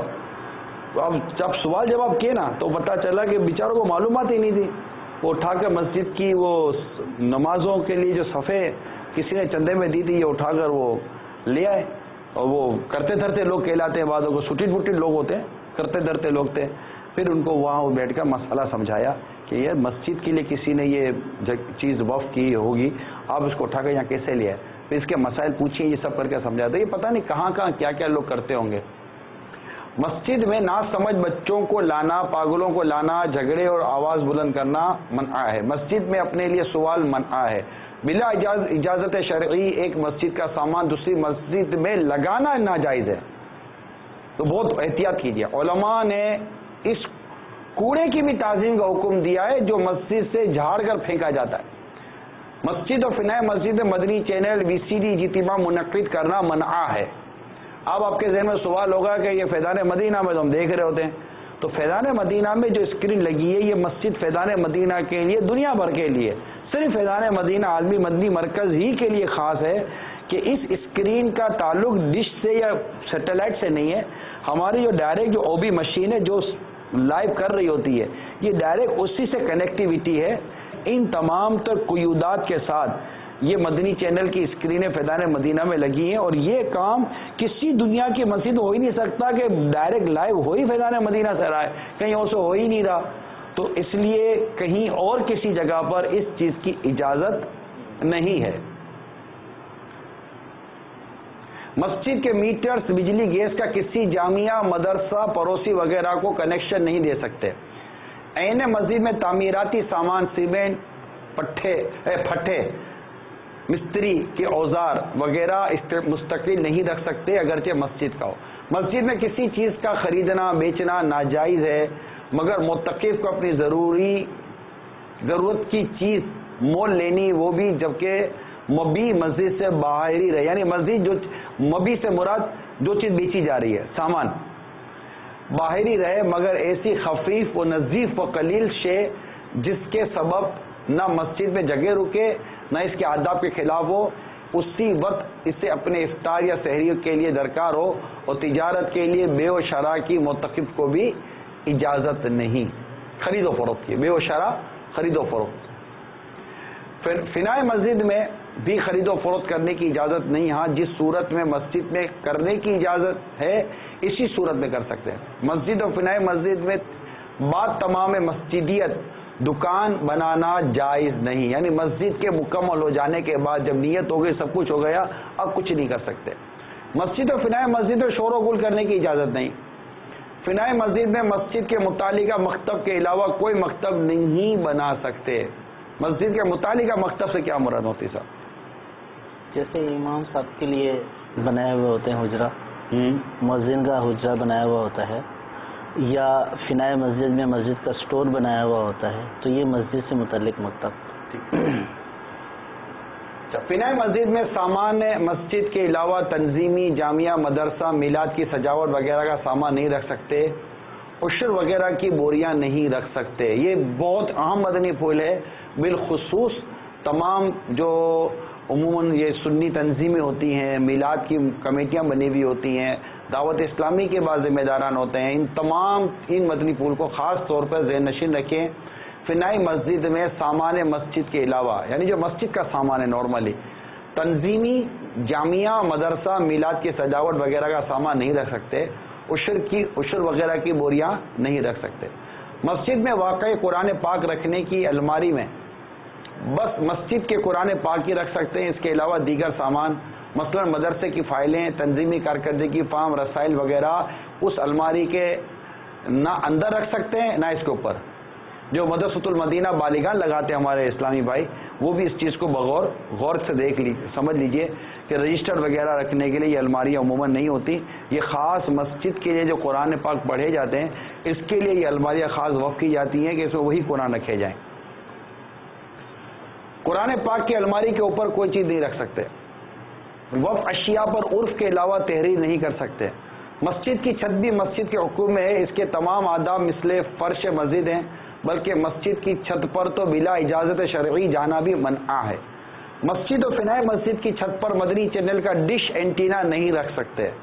یعنی یہ دیکھیے کہ مدنی چینل کا ڈش اینٹینا نہیں رکھ سکتے. یہ خاص مدنی چینل لکھا گیا کہ مدنی چینل یہ اگر میں کہوں کہ یہ 100% اسلامی چینل جس کا دیکھنا عبادت ہے، اس کی ڈش بھی جب مسجد کی چھت پر نہیں رکھ سکتے تو دیگر کا معاملہ ہی جدا ہے۔ فنائی مسجد کا ادب بھی مسجد ہی کی مانند ہے۔ یہ 40 مدنی پھول آپ کو کم و بیش بیان کیے ہیں، رب کریم عمل کی توفیق عطا فرمائے۔ سوالات ذرا چلائیے۔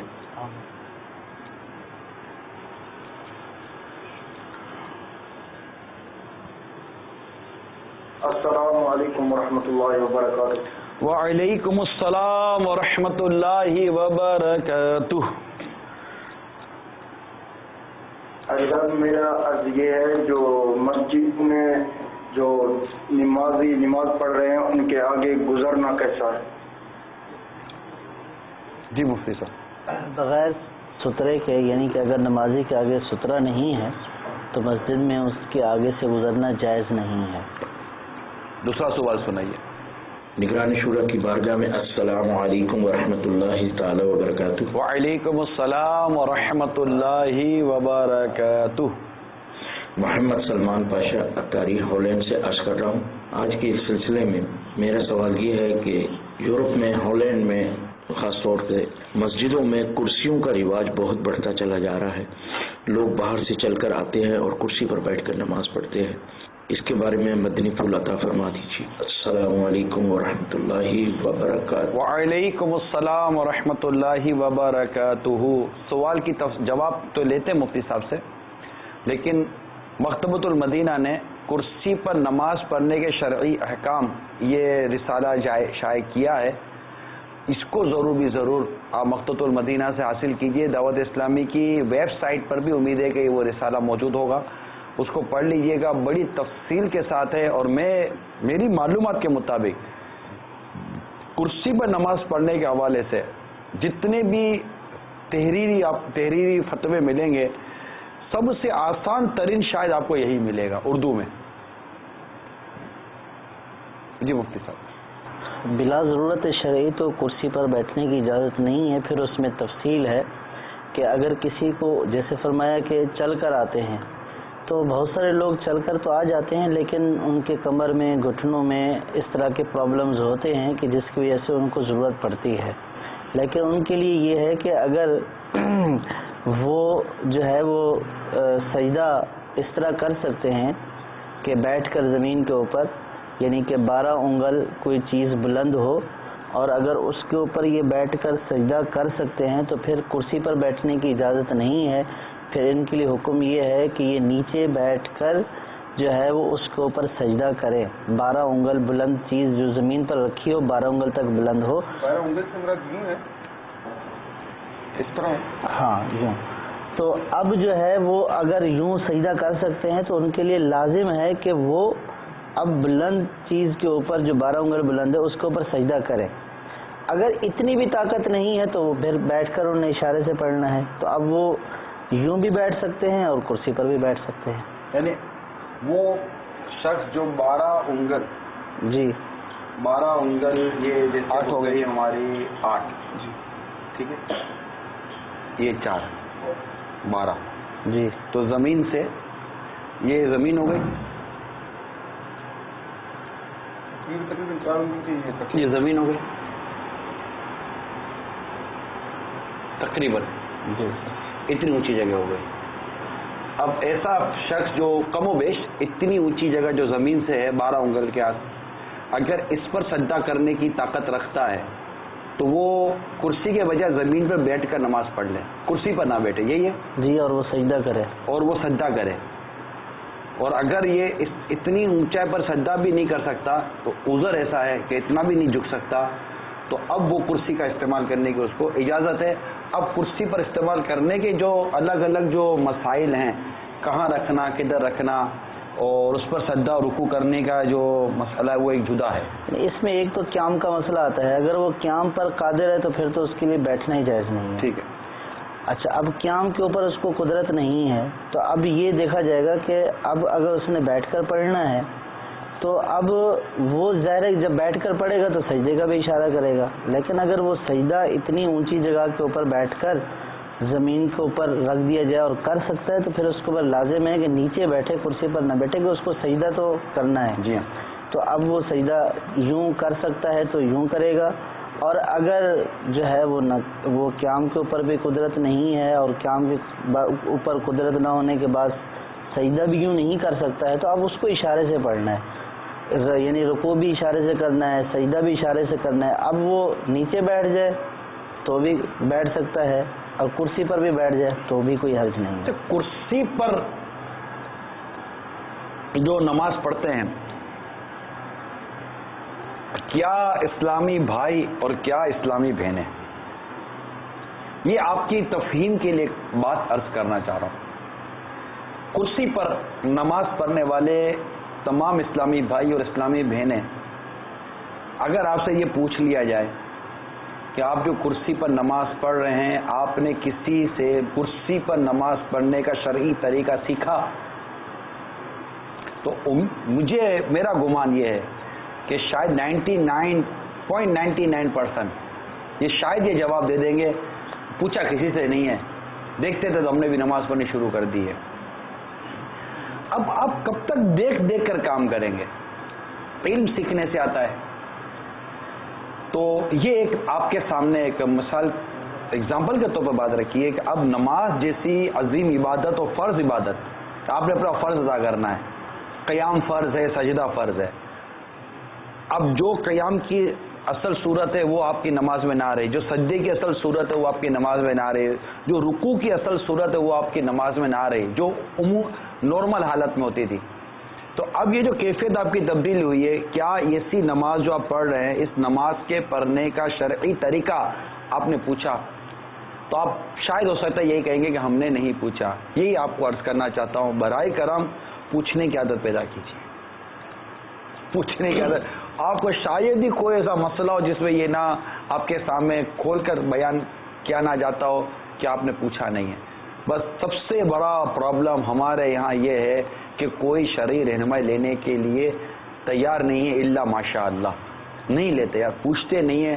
بعض تو ایسے جامے سے باہر ہو جاتے ہیں، ہم کو کیا ضرورت ہے پوچھنے کی، ہم بھی مسلمان ہیں، ہم کو پتہ ہے. ارے بھائی کس نے بولا کہ آپ کے مسلمان ہونے نہ ہونے پر کون آپ سے بحث کر رہا ہے؟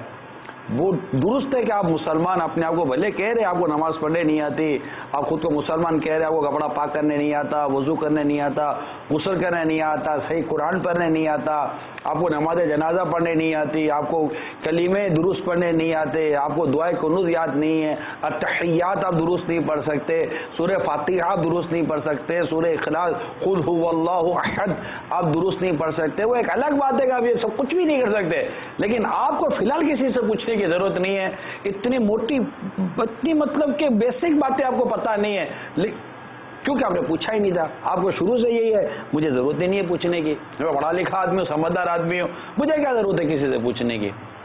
نتیجہ آپ کے سامنے ہے، زکاتیں ضائع ہو رہی ہیں، فرض روزے ضائع کر رہے ہیں، اذانیں ہو رہی ہیں، سیری پر سیری کیے چلے جا رہے ہیں، ابھی ادھر سے ابھی ادھر کی آواز آنے والی ہے. ارے بھائی بس کرو یار، کتنا کھاؤ گے؟ افطار میں ٹائمنگ کے پرابلم کرتے ہیں، حالانکہ سورج کی مطابق گراؤنڈ فلور سے لے کر بہت اوپر تک کی منزلوں کے اوقات کار ہم نے الگ الگ بیان کیے ہیں. تو علم نہیں ہے اور علم سیکھنے کے لیے بدقسمتی کے ساتھ علم دین سیکھنے کے لیے آج ہمارے پاس ٹائم نہیں ہے. پیسہ کمانا ہے، بس پیسہ کمانا ہے، گھومنا پھرنا اور موج تفریح میں لگے ہوئے ہیں.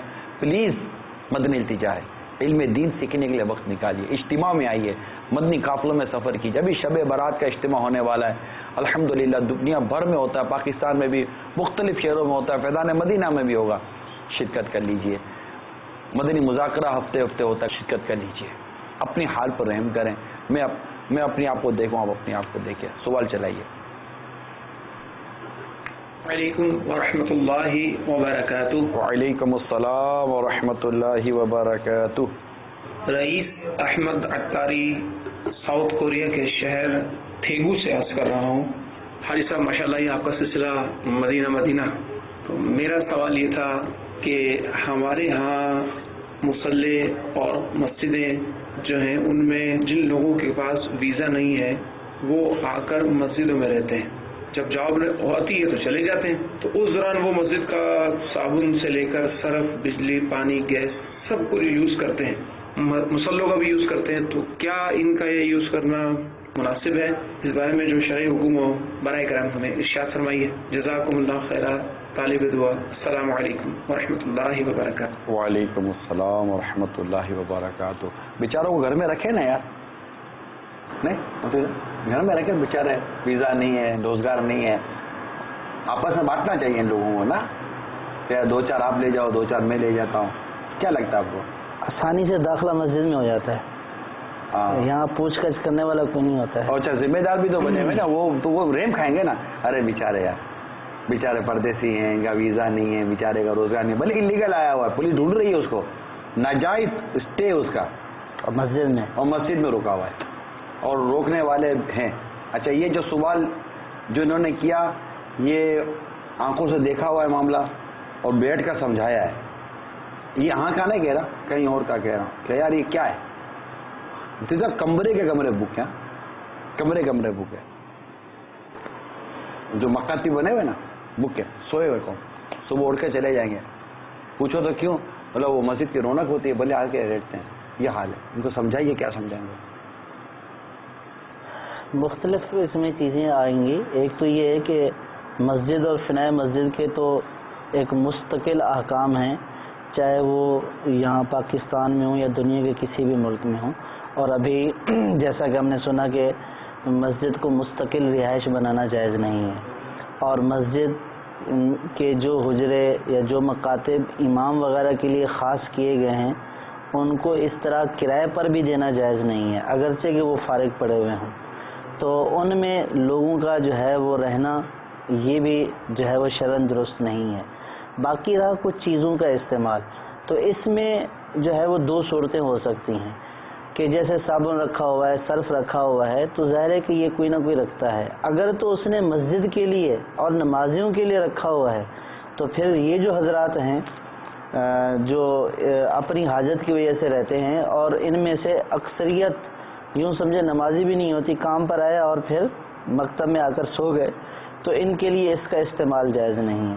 اور اگر رکھنے والے نے یوں رکھا ہے کہ اس کو کوئی بھی استعمال کرے، چاہے نمازی چاہے غیر نمازی، تو پھر جن جن چیزوں میں یہ صورتحال ہوگی تو ان کا استعمال کرنا جائز ہوگا. لیکن اس میں جو سمجھ میں آنے والی بات ہے، اب ہر علاقے کا، ہر ملک کا عرف ایک اپنا ہوتا ہے، لوگ کیا سمجھ کر دیتے ہیں، ان کو یہ ساری صورتحال معلوم ہے نہیں ہے.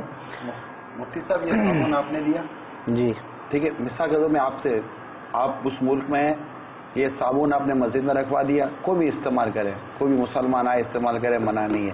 یہ صرف رکھا کوئی بھی مسلمان آئے استعمال کرے، یہ لکوڈ سوپ ہے، کوئی بھی مسلمان استعمال کرے، میری منع نہیں ہے. آپ نے ٹوتھ پیسٹ بھی رکھ دیا ہے، برش نہیں رکھا، ٹوتھ پیسٹ بھی رکھ دیا ہے، جو بھی مسلمان چاہے استعمال کرے. مگر یہ ٹوتھ پیسٹ ہو، صابن ہو یا صرف ہو، اس کے لیے پانی آپ نے نہیں رکھا. یہ بغیر پانی کے استعمال ہوتا نہیں ہے. یہ پتہ نہیں کو ہوگا کوئی سے ملک کے اندر جو اس کو بغیر پانی کے استعمال کرتا ہوگا، بغیر پانی کے جھاگ بنا لیتا ہوگا. تو لیکن یہ پانی تو چاہیے نا، پانی مسجد کا استعمال ہوگا. اب کیا فرمائیں؟ اب اس پانی میں بھی دیکھیں، پانی میں بہت ساری صورتیں ہوتی ہیں، موٹر، بجلی، ساری چیزیں خرچ ہوتی ہیں. اگر کسی نے پانی دے بھی دیا کہ ٹینکر ڈلوا دیا، اگر کوئی ایسی صورت ہوتی ہے تو، یا کسی نے یہ بول دیا کہ مسجد کے پانی کا جتنا بھی بل آئے گا، وہاں تو بل آتا ہے، میٹر باقاعدہ لگے ہوتے ہیں، وہ سارے کا سارا میں ہی ادا کروں گا، تو اس میں بعض صورتوں میں جو ہے وہ رخصت ہو جائے گی. لیکن جو مسجد والا معاملہ ہے نا، یہاں پانی دے دیا تو پانی چڑھانے کے لیے مسجد کی موٹر، مسجد کی بجلی اور مسجد کے آلات جو ہے وہ اس میں استعمال ہو رہے ہوتے ہیں، اور ان میں کوئی نہ کوئی ایسی چیز ہوتی ہے کہ کسی میں اجازت ہوتی ہے، کسی میں اجازت نہیں ہوتی ہے.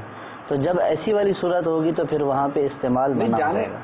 مسئلہ یہ ہے کہ صاحب کہ اب یہاں ایک سوال پیدا ہوگا، باہر ملکوں میں نا بہت عجیب غریب مینٹلٹی بن جاتی ہے. ایک تو روزگار بیچاروں کو ملتا نہیں ہے.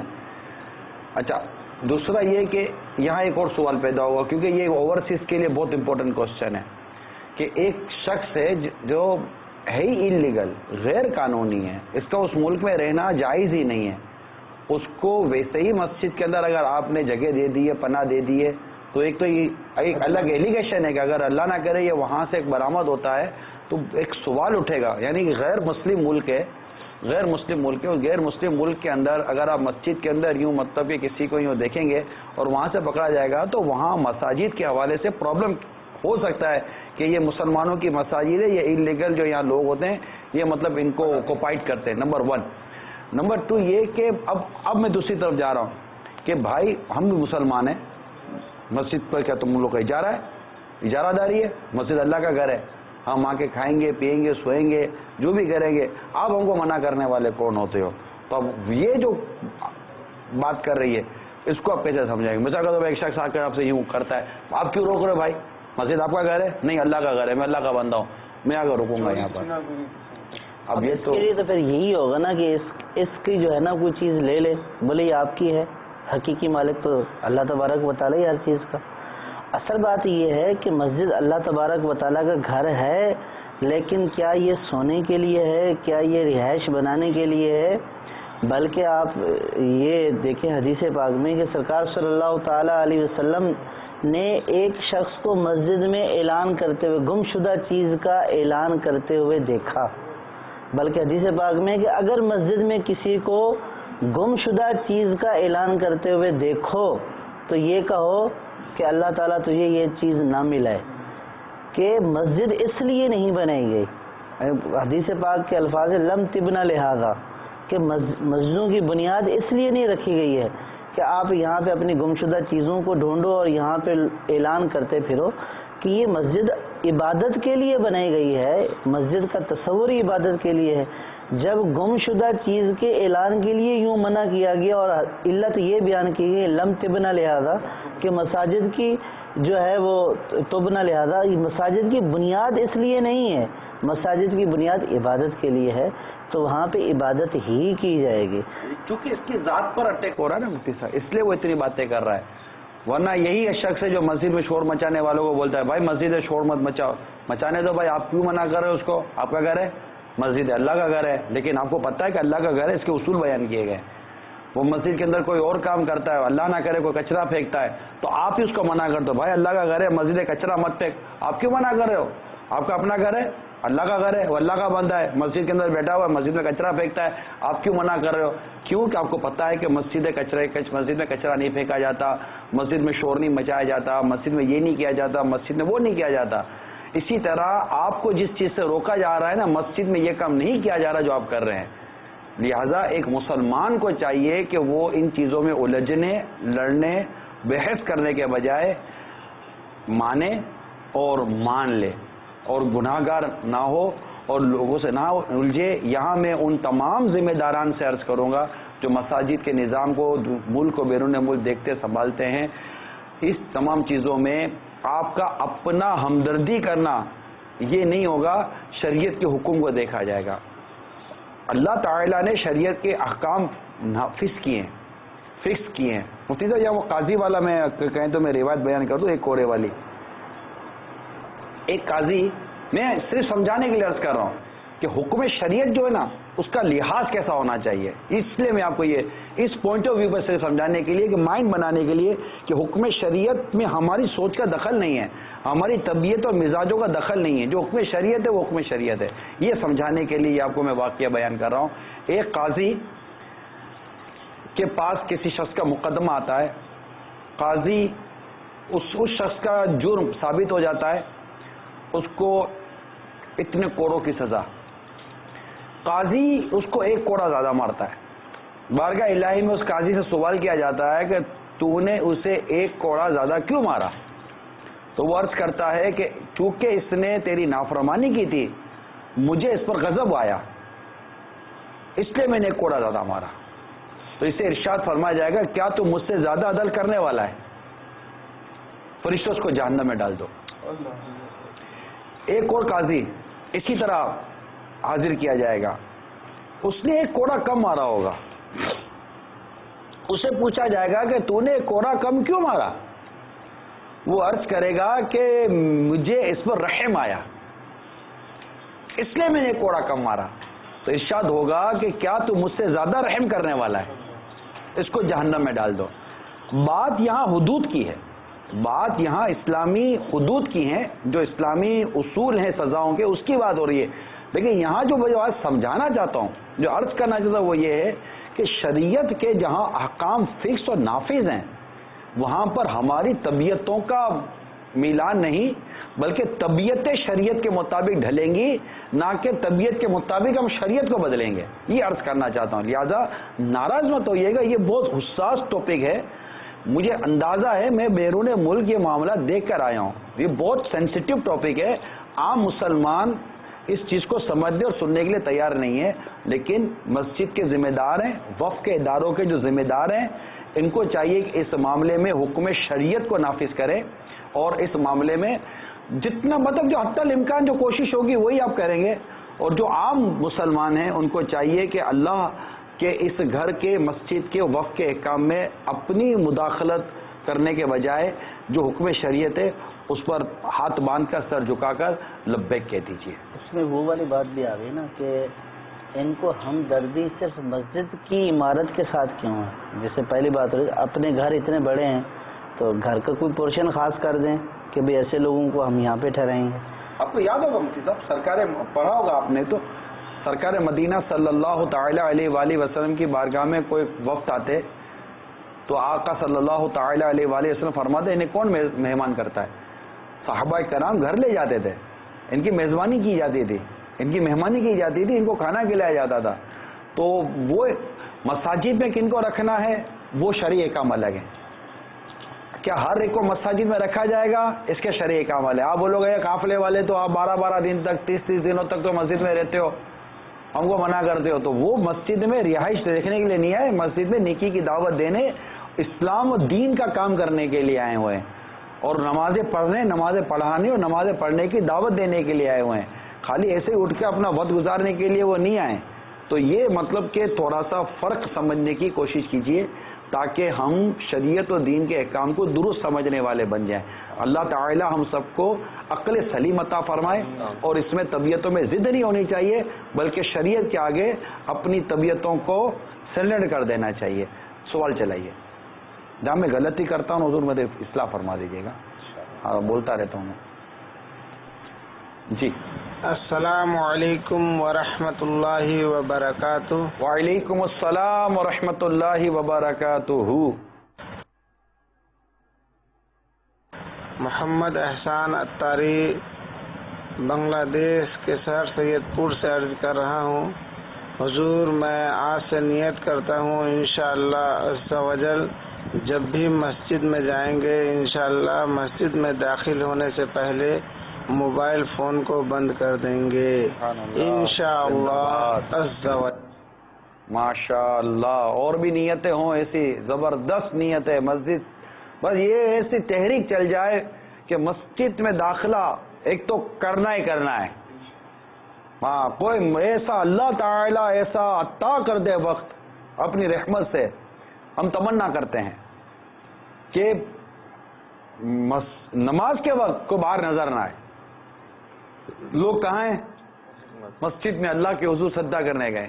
ہائے ہائے ہائے کیا مزے کو مزہ آ جائے یار، مزے کو مزہ آ جائے، مزے کو بھی مزہ آ جائے کاش. لیکن جو مسجد میں جائے براہ کرم موبائل فون اپنا بند کر دے. مہربانی کیجیے گا. آپ کو اسی رب کے گھر کی ادب و تعظیم کی بات کر رہا ہوں جس رب پر آپ بھی ایمان لائے جس رب پر میں بھی ایمان لایا ہوں کہ ہم مسجد کا ادب کریں. قول سنائیے. السلام علیکم ورحمۃ اللہ وبرکاتہ. وعلیکم السلام ورحمۃ اللہ وبرکاتہ. ابو اویس محمد شمون رضا تاری قابل پرام مدینہ ترولیا سے عرض کر رہا ہوں. آج کا موضوع مسجد اور نمازی واقعتاً بہت ہی پیارا موضوع ہے. ہم دیہات میں رہتے ہیں. دیہاتوں میں اکثر مساجد میں امام صاحب کی جو حقیقت ہے، جو حیثیت ہے، اس حوالے سے عرض کرنا ہے. امام صاحب کو مسجد کے سارے کام کرنے پڑتے ہیں اور جو اس کے مشاعرے کے حوالے سے گفتگو ہے وہ بالکل ہی نہیں ہوتی. بیچارے کو پتہ نہیں کیا کیا کرنا پڑتا ہے. اس حوالے سے مدنی پھول عطا فرمائے کہ امام صاحب کے لیے ان کو بے فکر کر دیا جائے اور نمازوں پر ہی وہ صرف توجہ دیں. تو مدنی پھول ارشاد فرما دیں. اللہ تعالیٰ آپ کو جنت کی بہاریں عطا فرمائے. آپ نے مطلب یوں سمجھیے کہ وہ تار چھیڑ دیے. اب اس موضوع کو لے کر چلوں گا تو میرا گھنٹہ نکل جائے گا. آپ سب دعا کریں میرے رب کریم کی رحمت سے وہ گھر ہی ہم دیکھیں کہ اچھے سے اچھی تنخواہ مسجد کے اس امام کی ہو جو امامت کا اہل ہے. اور ایک عام، میں ایک مثال دیتا ہوں، ایک نارمل مثال دیتا ہوں کہ ایک عام امام جو امامت کا اہل ہے، مثال دیتا ہوں 25,000 روپے مہینہ. حافظ ہے 35,000 روپے مہینہ. ایک مثال دیتا ہوں، نہیں ایسے کیوں مذاق تو نہیں کر رہا ہوں میں منع کرنے میں کیا حرج ہے یار. ٹھیک ہے، حافظ ہے تو 35,000 روپے مہینہ. اچھا عالم ہے 50,000 روپے مہینہ. فلاں فلاں سہولتیں بھی دی جائیں گی. اچھا عالم بھی ہے، حافظ بھی، اچھے قاری ہیں، اور پھر ماشاءاللہ اور بھی 2 4 5 خصوصیات ہیں، بیان بھی بہت اچھا کرتے ہیں، سب کرتے ہیں، تو 63,000 روپے مہینہ. اچھا مفتی ہیں، 1,26,000 روپے مہینہ. تو یہ کیا ہے؟ مطلب جب چارٹرڈ اکاؤنٹنٹ کو اتنی تنخواہ مل سکتی ہے، فلاں فلاں کو اتنی تنخواہ مل سکتی ہے، وہ پیچھے ہوتے ہیں. وہ پیچھے کھڑے ہوئے ہیں، وہ پیچھے کھڑے ہوئے. تو وہ صحیح کہا، وہ پیچھے کھڑے ہوئے. جو آگے کھڑا ہوا ہے بیچارے کو بچہ بیمار ہے تو اس کی دوائی لانے کا مسئلہ، اس کو دودھ کا مسئلہ، اس کے گھر میں مطلب کہ مسائل ہی مسائل بیچارے امام کو. اسے خوشبو بھی آنی ہے. اور نہیں امام صاحب کو مسئلے بہت. ہمارے یہاں امام یہ بنانا نہیں چاہتے، یہ ہر ملک کا نہیں ہے. میں ان ممالک میں گیا ہوں جن ممالک کے ساتھ، جن ممالک مساجد کے ساتھ امام صاحب کے بہترین مکان اور پوری سہولت میں دیکھ کر آیا ہوں. ایسا نہیں ہے کہ دنیا میں یہ نہیں ہے جو میں عرض کر رہا ہوں، دنیا میں نظام ہے. لیکن یہ میں نے اپنے ایک تمنا کا، ایک اپنے جذبات کا اظہار کیا ہے آپ اسلامی بھائیوں سے کہ ایسا وقت آ جائے. اگر ایسا وقت آ جائے تو آپ یقین مانیے ہمارے کئی نوجوان یہ مساجد کا راستہ لے لیں گے. اچھے خاصے لوگوں کے گھروں میں بچے امام بنیں گے، نمازیں پڑھائیں گے. عزت بھی ہے اور ضرورت بھی پوری ہوتی ہے، یعنی عزت بھی ملتی ہے، ضرورت بھی پوری ہوتی ہے. لیکن ہمارے یہاں بدقسمتی کے ساتھ امام صاحب اگر 1,500 روپے تنخواہ بڑھانے کا اگر مطالبہ کر دیں، ارے امام صاحب آپ تو اللہ والے آدمی ہیں، اللہ والے آدمی کے بچے مٹی کھائیں گے، اللہ والے آدمی کے بچے ہوا کھائیں گے. ایسا نہیں ہے، ایسا نہ کریں. مطلب کہ دوائیں جتنے روپے کی میڈیکل والا آپ کو دوائی دے گا نا، تقریباً اتنی روپے کی دوائی امام صاحب کو دے گا.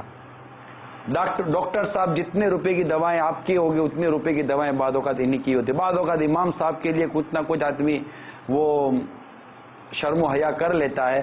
لیکن اب امام صاحب بھی تو ہم کہتے ہیں نا کہ اب امام خود کو امام بول کر ڈسکاؤنٹ مت کروایا کرنا، یہ تو ہم بھی سمجھاتے ہیں. تو ایسا نظام اللہ کرے آ جائے ہمارے معاشرے کے اندر کہ امامت کا مسلح یہ اتنا معاشی طور پر بھی اس کو اتنی مضبوطی نصیب ہو جائے کہ ہمارے امام حضرات کو معاشی تفکرات سے ہم کسی حد تک آزاد کریں، علماء آزاد ہو جائیں. ان کی خدمات کے متعلق تو باقاعدہ کتابیں بھری ہوئی ہیں کہ علماء کی ان لوگوں کی خدمات کس انداز سے ہونی چاہیے. تو آپ کو یہ وسوسہ بھی نہیں آنا چاہیے کہ یہ اپنے لیے کو راہ کھول رہا. الحمدللہ مجھے چیزوں کی حاجت اللہ تعالیٰ کی کرو رحمتیں نہیں ہے، نہیں، پر ہمارا ایک اپنا ایک ہے. تو اس طرح مطلب کہ میری یہ ضرورتیں نہیں ہیں، لیکن اس طبقے سے بہت محبت کرتا ہوں. مجھے یہ آپ کو میں کس طرح یقین دلاؤں، مجھے اتنی محبت ہے اس طبقے سے، اور اس چیز کا مجھے احساس ہے کہ مذہبی طبقے کے ساتھ یہ کام ہوا ہے کہ ان کی ضروریات کے حوالے سے، ان کی معاشی ضرورتیں کے حوالے سے ایسا ہو گیا ہے کہ لوگ اپنی ضروریات، معاشی ضروریات کو، اپنی زندگی کی ضروریات کو پورا کرنے کے لیے اس طرف نہیں آتے کہ وہ پتہ اس طرف جائیں گے تو ہماری معاشی ضروریات پوری نہیں ہوئی، ہماری گھریلو ضروریات پوری نہیں ہوں گی. حالانکہ وہ جس سمت جاتے نا ان کو ایز سچ اس فیلڈ سے کوئی محبت نہیں ہے، اس فیلڈ سے کوئی دلچسپی نہیں ہے. ان کی محبت قرآن اور حدیث میں ہے، ان کی محبت مسجد و دین کے ساتھ ہے، لیکن یہ مجبور ہے کہ یہ جاتے ہیں تو ہمارا مطلب گزارا نہیں ہو پا رہا. تو لا محالہ اس طرف پڑھائی کرنی ہے، اس طرف وہ وقت گزارنا ہے تاکہ یہ بن جائے وہ بن جائے. ہر 2 4 5 سال کے بعد کوئی نیا مطلب کہ پروفیشن ظاہر ہوتا ہے، پتہ چلتا ہے اس پروفیشن میں جائیں گے تو تنخواہیں اتنی ہوں گی، مراد اتنی ہوں گی، اس طرف کو بھاگتی ہے، اس طرف کو دوڑتی ہے، اس کے کورسز ہوتے ہیں، اس کے انسٹیٹیوشن بنتے ہیں، اور جناب یہ سندیں لیتے ہیں اور جا کر ڈائریکٹر کے سامنے فائل رکھتے ہیں، تو وہ ڈائریکٹر بولتے او آپ نے اتنا پڑھا ہوا ہے، اتنا پڑھا ہوا ہے، یہ کورس بھی کیا ہوا ہے، یہ ڈپلوما بھی کیا ہوا ہے، او آپ نے تو یہ سرٹیفکیٹ لی ہوئی ہیں، واہ ایکسپیرینس کتنا ہے آپ کو؟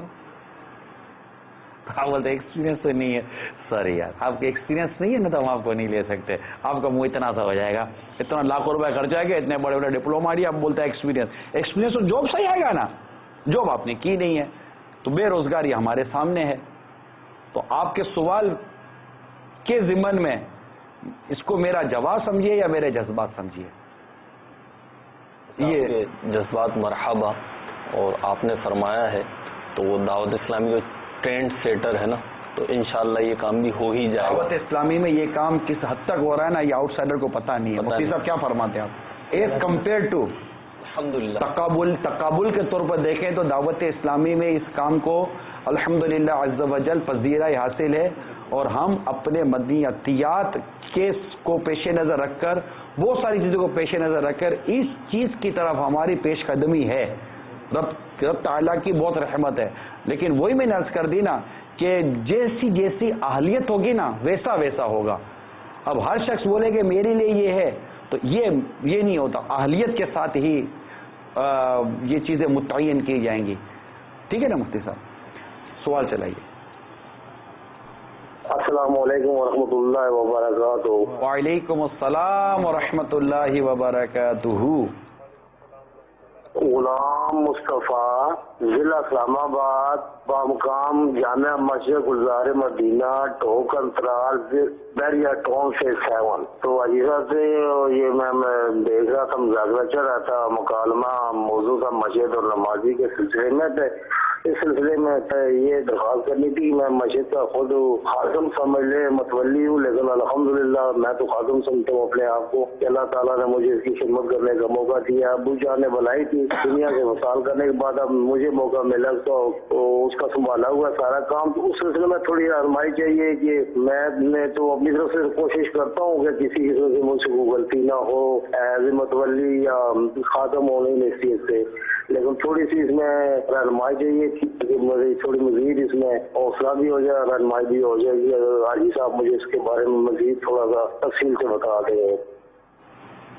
اللہ تعالیٰ آپ کی کوششوں کو، جو نیک و جائز کوششیں آپ کرتے ہیں، رب کریم اپنی رحمت سے قبول فرمائے اور آپ کو اس کا بھرپور اجر عطا فرمائے۔ آمین۔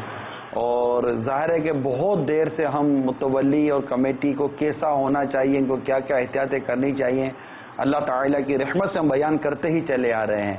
بس آپ سے یہی مدنی التجا ہے۔ آپ نے کہاں کا انہوں نے بیان کیا؟ اسلام آباد نا؟ تو اسلام آباد میں آپ پنڈی چلے جائیں، اڈیالہ روڈ پر، وہاں فیضان مدینہ وہیں دارالفتہ ہے ہمارا، اڈیالہ روڈ پر ہے، مجھے یاد پڑتا ہے، یا فیضان مدینہ G11 میں مدنی مرکز ہے ہمارا اسلام آباد کا، آپ وہاں چلے جائیں، یا فون نمبر ہم یہاں لکھ دیں فیضان مدینہ کا، باب المدینہ کا، اس پر فون کر کے آپ ہمارے دارالفتہ اہل سنت کا نمبر لے لیجئے، جو آپ کو پنڈی اسلام آباد کا ملے گا، یا کوئی بھی دارالفتہ اہل سنت کا نمبر دے دیں، ان کو ایڈریس پتہ چل جائے گا۔ تو آپ یہ نمبر لکھ لیجئے، ایک بار فون کر کے پوچھ لیجئے کہ میں فلاں جگہ سے بات کر رہا ہوں، میری یہ ذمہ داریاں ہیں، تو اللہ کی رحمت سے آپ کو آپ کی جو موجودہ جو صورتحال ہوگی اس کے مطابق آپ کی وہاں سے رہنمائی کر دی جائے گی۔ پھر اعلیٰ حضرت متولی کے بارے میں جو چند باتیں فرمائی ہیں، ہوشیار، کارگزار اور دیانتدار ہونا چاہیے۔ متولی ہوشیار، کارگزار، دیانتدار اور صحیح العقیدہ ہونا چاہیے۔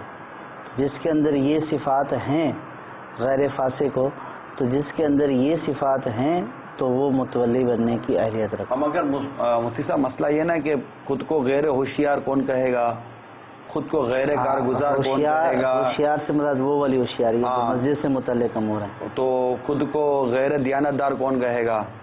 تو اب یہ کہ آپ اس معاملے میں جس کام میں آپ پڑھے ہیں اس میں آپ کی ہوشیاری سمجھداری کتنی ہے؟ ہوشیار سے ہم سمجھداری لے لیں گے، جی جی، آپ کی سمجھداری کتنی ہے اس معاملے میں، کارگزاری کتنی ہے کام کرنے کے حوالے سے، آپ کی دیانتداری کتنی ہے، اور آپ کی وہ यकीनन उम्मीद है कि सही अकीदा सुन्नी मुसलमान होने में ही यही है बुनियाद हमारी।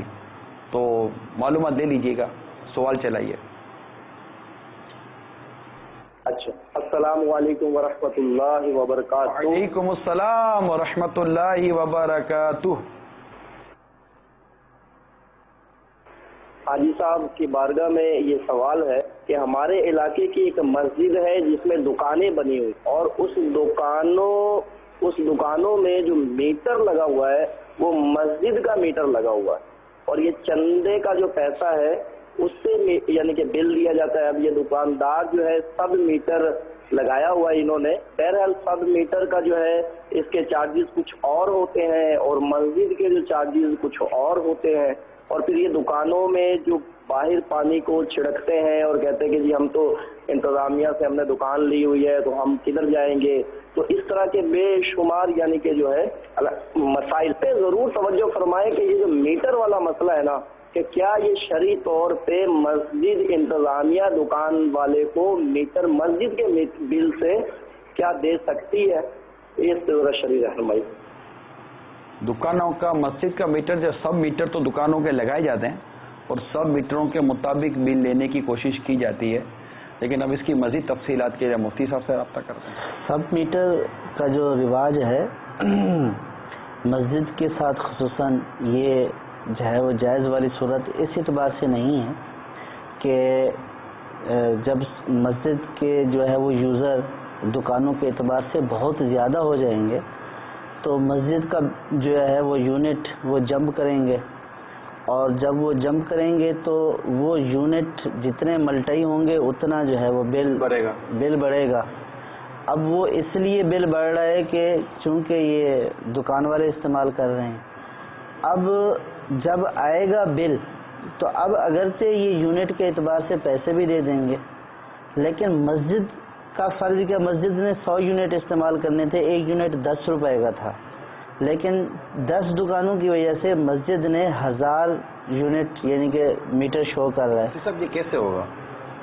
यानी कि मस्जिद के साथ 10 दुकानें, 10 दुकानों के सब मीटर अलग अलग लगे हुए हैं, तो इन 10 दुकानों के सब मीटर का जो प्रेशर लोड है वो उसके मेन मस्जिद के मीटर पर थोड़ी पड़ रहा है। दो होते हैं सब मीटर ना, हाँ 2 सब मीटर होते हैं। एक तो वो होता है जो इलेक्ट्रिक डिपार्टमेंट या जो भी इदारा है वो प्रोफेशनली लगाता है ना, उसी का क्या? हाँ, नहीं ये उसकी बात नहीं कर रहे।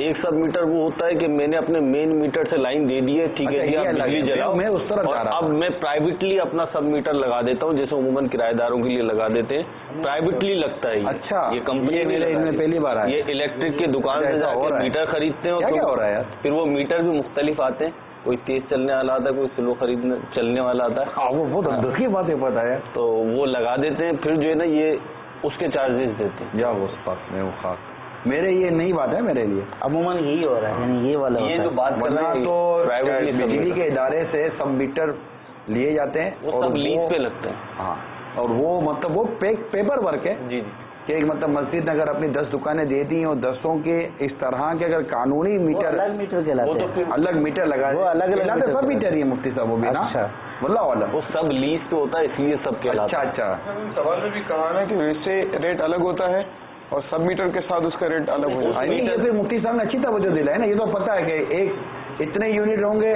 तो बिल इतना आएगा, वो तो बढ़ते जाते हैं ना हमारे यहाँ बिजली के बिल जो है ना मल्टीप्लाई होता चला जाता है। अब जब दुकान ने जो है वो 10 दुकानों ने इस्तेमाल किया तो वो 1000 यूनिट हो गए, 1000 यूनिट पे 20 रुपए आने हैं, 100 पे 10 रुपए आने हैं। अब अगरचे ये 11 हिस्सों में तकसीम हो गया, लेकिन मस्जिद के ऊपर बोझ तो इस सब मीटर की वजह से बढ़ा, बहुत कम की बात नहीं है जी, जायज़ नहीं है। और जो दूसरा इन्होंने फरमाया कि होटल वाले होते हैं या दुकानों वाले, जैसे पंजाब वगैरह में आगे कच्ची जगहें होती हैं, पानी का छिड़काव करते हैं, गन्ने वाला जो है वो रस वाला है तो उसका सारा पानी जो है वो मस्जिद की उससे, होटल वाला है तो उसका सारा पानी मस्जिद की उससे। अब वो वही मुतवल्ली साहब ने इजाज़त दी हुई होती है या उसकी इजाज़त के बगैर ये उसका नाम लेकर जो है वो इस्तेमाल कर रहे होते हैं। तो इस तरह मस्जिद का पानी यूँ छिड़कना, होटल में इस्तेमाल करना, یہ سب ناجائز صورت. کرایہ دے رہے ہیں نا بھائی ہم آپ کو. کرایہ تو اس جگہ کے استعمال کا دے رہے ہیں. آپ ہم سے پانی کا کرایہ لے لیں. پانی کا کرایہ دینے کی مسجد کمیٹی کو اجازت نہیں ہے کیونکہ ان کا چندے کی رقم سے ہے, تو مسجد کی کمیٹی کا کوئی فرد اس کی اجازت دے ہی نہیں سکتا ہے. ہر طرف سے آپ یوں کریں گے. آپ یہ خیال نہیں آتا ہوگا پوچھ کے تو پھر پھنس گئے. ایک خیال ہے نا عوامی طور پہ ایک وہ ذہن وسوسہ آتا ہے. یہ صحیح ہے, پوچھ کر واقع پھنس گئے, اور آپ کو مشورہ یہ ہے کہ آپ برائے کرم کل نہیں آج پھنس جائیے. آدمی ابھی پھنس جائیے, یہاں پھنسیں گے تو وہ انشاء اللہ تعالیٰ نکل جائیں گے. اگر یہاں نکلتے رہیں گے تو کہیں ایسا نہ کہ وہاں پھنس جائیں, اور وہ لینڈ آف نو ریٹرن ہے. ابھی موقع ہے, پوچھ لیجئے اور پھنس جائیے. دنیا مومن کے لیے قید خانہ ہے, کافر کے لیے جنت. اور ان کو خود یاد رکھنا چاہیے استعمال کرنے والوں کو. جیسے پچھلے سلسلے میں ہمارے نعت خواں اسلامی بھائی بھی تھے, وہ بھی یہ فرما رہے تھے کہ بعض کمیٹی یہ بولتے ہیں کہ بھی بھر کر جانے دو, یہ ہمارا رواج شروع سے چلتا آ رہا ہے. تو وہ رواج اصل میں ذاتی ملکیت میں تو چل سکتا ہے. مسجد کے معاملے میں رواج یا کسی کا اجازت دے دینا کہ بھر کر لے کر جانے دو, تو اس کی اجازت نہیں ہے. اور نہ ہی جس کو اجازت دی جا رہی ہے وہ اس کو اسی پر اکتفا نہ کرے کہ مجھے فلاں مسجد کے خزانچی نے, کمیٹی والے نے اجازت دے دی ہے تو لہٰذا میرے لیے جائز ہو گیا. اس کے لیے جائز ہے یا ناجائز ہے, اس کا فیصلہ تو جو ہے وہ جب وہ کسی مفتی صاحب کے پاس جائیں گے کہ بھئی یہ صورت حال ہے, فلاں سے اجازت لے لی ہے, میرے لیے یہ کرنا جائز ہے یا نہیں, تو اس صورت میں سامنے آئے گا کہ کیا صورت حال ہے. باپا کا مدنی گلدستہ ذرا دکھائیں یار مسجد کے عنوان پر.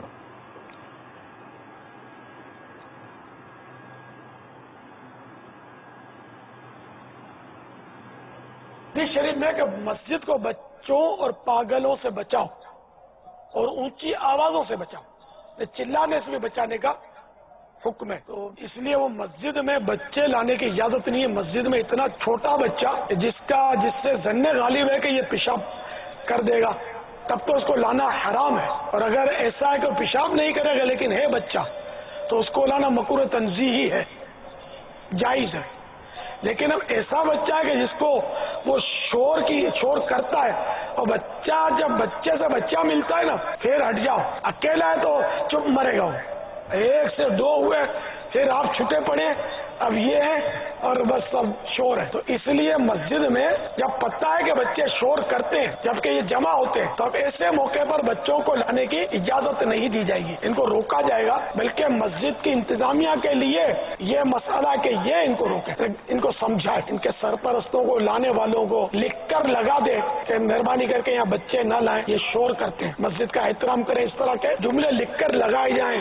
امام صاحب, خطیب صاحب مائک پر سمجھائیں, تراویح کے بعد سمجھائیں, جمعے کی نماز میں سمجھائیں. تراویح میں سمجھانا بہت زیادہ مناسب ہوگا کہ لاتے ہی تراویح میں, اور نمازوں میں بھی لے آتے ہیں.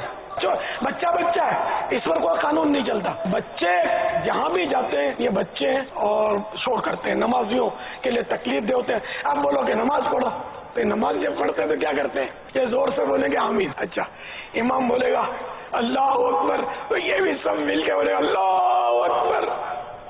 اچھا, پھر کوئی شرارتی بچہ اگر آ گیا تو وہ یوں دھکا مارے گا تو پوری لائن نیچے گر جائے گی, پھر کی کر کے ہنستے ہوں گے. تو یہ اس لیے بچوں کی امی کو نہیں پتا, یہ بیچاری یہی سمجھتی ہوں گی کہ اس کے ابو بہت شریف آدمی ہے, نیک آدمی ہے, بچے کو اپنے بازو کے ساتھ باندھ دیں گے, اس کو نمازیں پڑھائیں گے, ابو کو ہوش بھی نہیں ہوتا. یہ بچہ مسجد کو میدان سمجھ کر خوب اس میں کبڈی کھیل رہا ہوتا ہے. اللہ, اب اس میں یہ بھی ذہن ہوتا ہے نا, بچوں کو لے جائیں گے تو نماز کے عادی بنیں گے, کچھ سیکھیں گے. اب بچوں کو گھر پہ چھوڑ کے جائیں گے تو پھر نماز بھی نہیں پڑھیں گے. نہیں تو باپا فرما رہے کہ ان کو روکو. مسجد میں کہاں پڑھتے ہیں نماز؟ نہیں باپا, آپ فرما رہے کر رہے ہوتے ہیں, آپ فرما رہے کہ ان کو روکو, مسجد کی کمیٹی روکے, امام صاحب روکے, باپ کے باپ ہے, یہ کسے روکیں گے؟ تم ہوتا کون ہے؟ اللہ کا گھر ہے, تیرا گھر ہے, میرا بچہ ہے, ساتھ لایا ہوں. سنائیں گے تو چلو حدیث سے سنائیں گے نا, جب جی اس کی حدیث ہے نا, بچوں اور پاگلوں سے مسجد کو بچا. جب امام عالم ہوگا, عالم نہیں ہوگا عالم کی کتاب دیکھ کر پڑھنے والا ہوگا, تو یہ انشاءاللہ جب حدیث پڑھ کے سنائے گا تو کون مسلمان الجھے گا امام سے؟ تو اب یہ کہ ان کو چاہیے کہ یہ ان کے بچوں کو پیار سے خاموش کرائیں، چپ ہو جاؤ، شور نہیں کرو. اس طرح اگر یہ چپ کرائیں گے تو یہ خود شور کا سبب بن رہے ہیں. ہر 2 رکعت کے بعد ایسی آواز آتی ہے، سلام پھیرتے ہی جو یہ بھی غلط ہے. ہاں یہ 2-3 آوازیں لگائیں گے، پھر اللہ اکبر کے کھڑے ہو جائیں گے اور پھر پیچھے شروع. عارضی طور پہ سیم جاتے ہوں گے، پھر جیسے وہ شور بچانے والے بڈھے نے ہاتھ باندھا، اب بولے 2 رکعت تک آزادی مل گئی. اچھا وہ سلام پھیرنے سے پہلے بھی آگے بیٹھ جاتے ہیں. جیسے یہ بڈھا سلام پھیرے گا یہ سیانے ہو جاتے ہوں گے، چپ ہو جاتے ہوں گے. جب سلام پھیرنے کا وقت مارے گا کیا؟ اوپر سلام سے پہلے سب خاموش ہو جاتے ہیں کہ اب وقت آ گیا ہے کسی اور کے بولنے کا، ہمارا ٹائم ختم ہو گیا ہے. اللہ. تو یہ نرمی سے پیار سے بچوں کو انفرادی کوشش کرے، سمجھائے. جھاڑے گا تو بدزن ہوگا، دل دکھے گا اس کا، کیونکہ اس پر کوئی قلم تو چلتا نہیں ہے، مرفوع القلم ہے بچہ، اس کو گناہ تو ملتا نہیں ہے.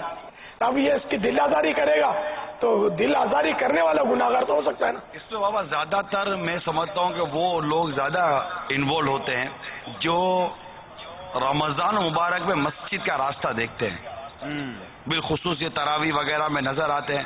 اگر پورا سال مسجد میں آنا جانا لگا ہو، علماء کی صحبت ہو اور اس طرح کے مسائل سے آگہی ہو، تو بچے کو نمازی بنانے کے لیے یا اس کو ادب سکھانے کے لیے، کیا گھر میں یہ نماز نہیں پڑھ سکتے، کیا گھر میں قرآن نہیں پڑھتے، کیا ماں گھر میں نماز نہیں پڑھتی، ماں گھر میں عبادت نہیں کرتی، یہ گھر میں بیٹھ کر فلمیں ڈرامے گانے باجے دیکھے نے بولے کہ مسجد میں بچے کو لے کے جائیں گے، یہ گھر والے تھوڑا آرام کر لیں گے، ہم نماز پڑھ لیں گے، بچے تھوڑا بچوں کے ساتھ کھیل لیں گے. تو یہ سارے جو انداز ہوتے ہیں اس کو غور کریں. پھر مسجد میں بچہ کھیلتے کھیلتے، آپ تراویح پڑھ رہے ہیں، مسجد میں بچہ کھیلتے کھیلتے سڑک پر نکل جائے گا، آپ کو پتہ بھی نہیں ہوگا آپ کا بچہ سڑک پہ نکل گیا، اللہ نہ کرے کوئی حادثہ ہو گیا، کوئی ایسا واقعہ ہو گیا، آپ کو تکلیف ہو سکتی ہے.